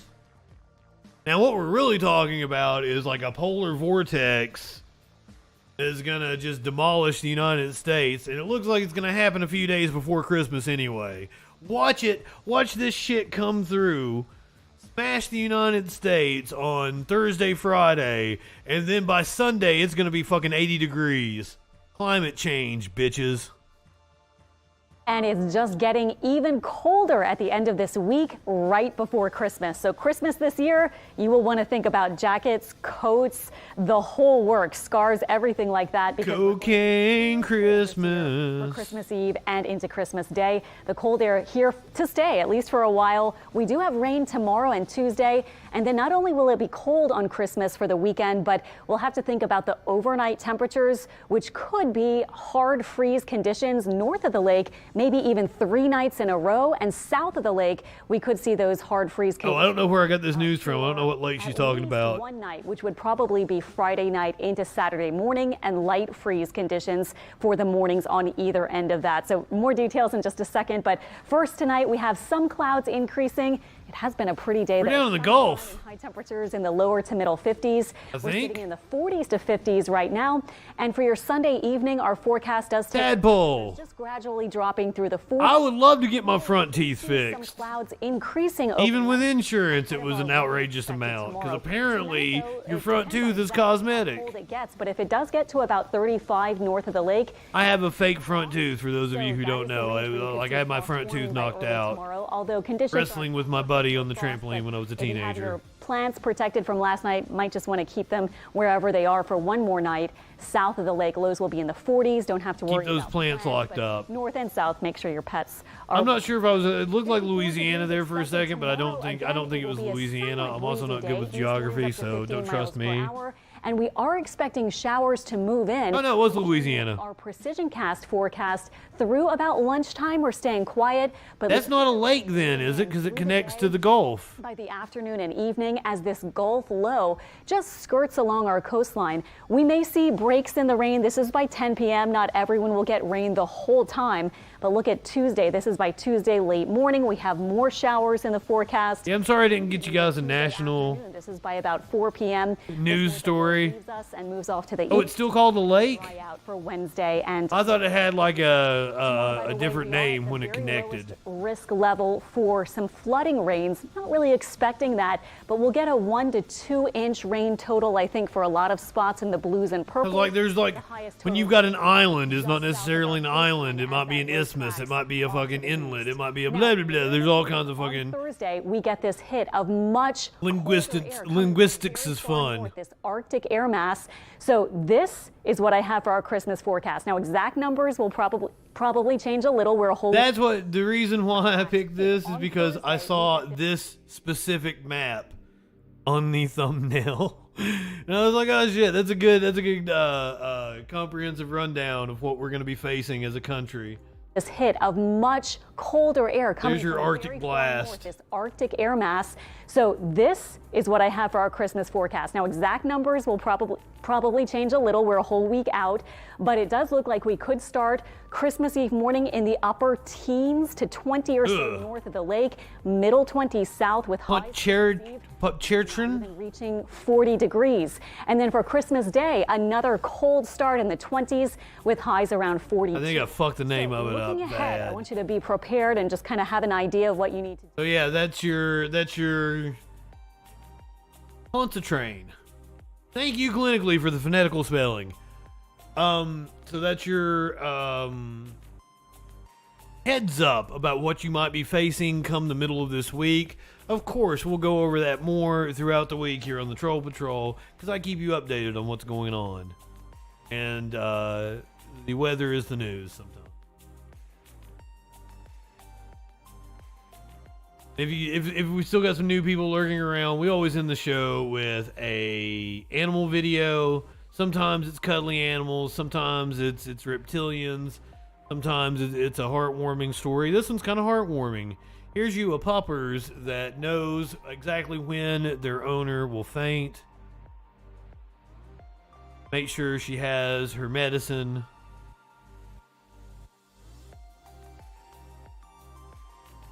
Australian Shepherd Bailey.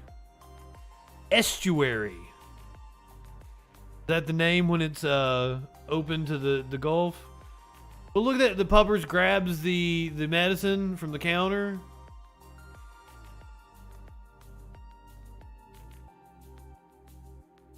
Gets into the fridge and gets her drink. We don't deserve dogs. Dogs are wonderful. I know I say that as a cat owner. I don't know that I wouldn't have dogs if I didn't have a big place with a big yard where a dog could run. Just always lived in apartments. And also, dogs are very needy. Sometimes Justin has to go away for 3 or 4 days. Cats can take care of themselves. Well, see, here's the thing, Jake, is cats are smart enough to do shit like this, but cats are just assholes. Aren't you, buddy?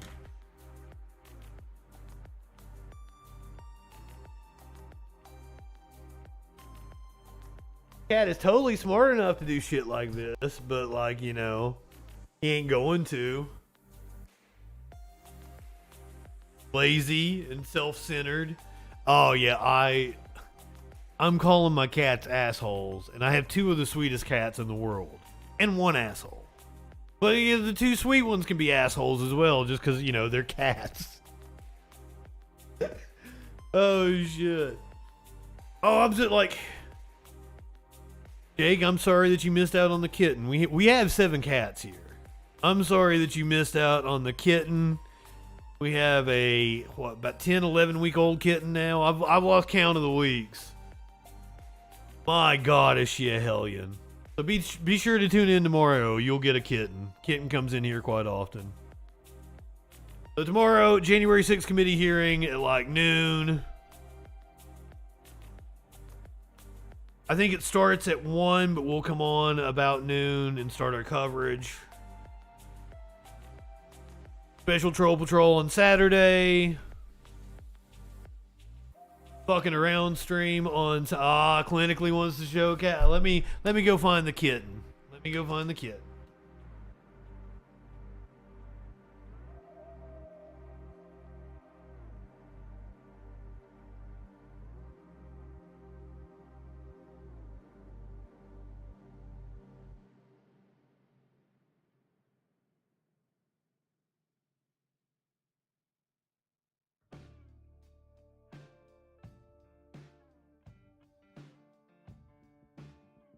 Damn, Curiouser was asleep on the couch in there. I went stomping on in there to get the kitten was laying beside her.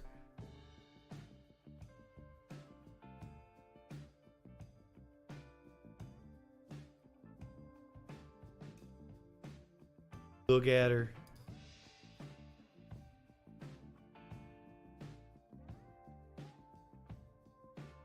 Yeah, I can't remember exactly what it is, but there's like, she doesn't have a lower lip. There was something wrong with her jaw. So like the shelter brought her to a vet, and that's how she got over here. Kitten done got big. Like she's in that growing spurt phase, right? So it's just been wild over the last couple of weeks. When we first got her, she was so itty bitty, but like, and she was 5 or 6 weeks. I mean, we don't know exactly how old she was. But yeah, she's on her growing spurt now. All right, if you guys are watching on Twitch or heading over to Echoplex Media, we will see you tomorrow afternoon for the January 6th hearings. I'm going to try to do something real special for you guys on Friday night for the Freak Show. Saturday night is going to be a special Troll Patrol, running down the Christmas Eve news. And then Sunday we'll do a fucking around stream and watch all kinds of Christmas specials. Go ahead, light one up, tip one back. It's all right to have a little fun before you hit the sack. I'm Justin FREAKIN.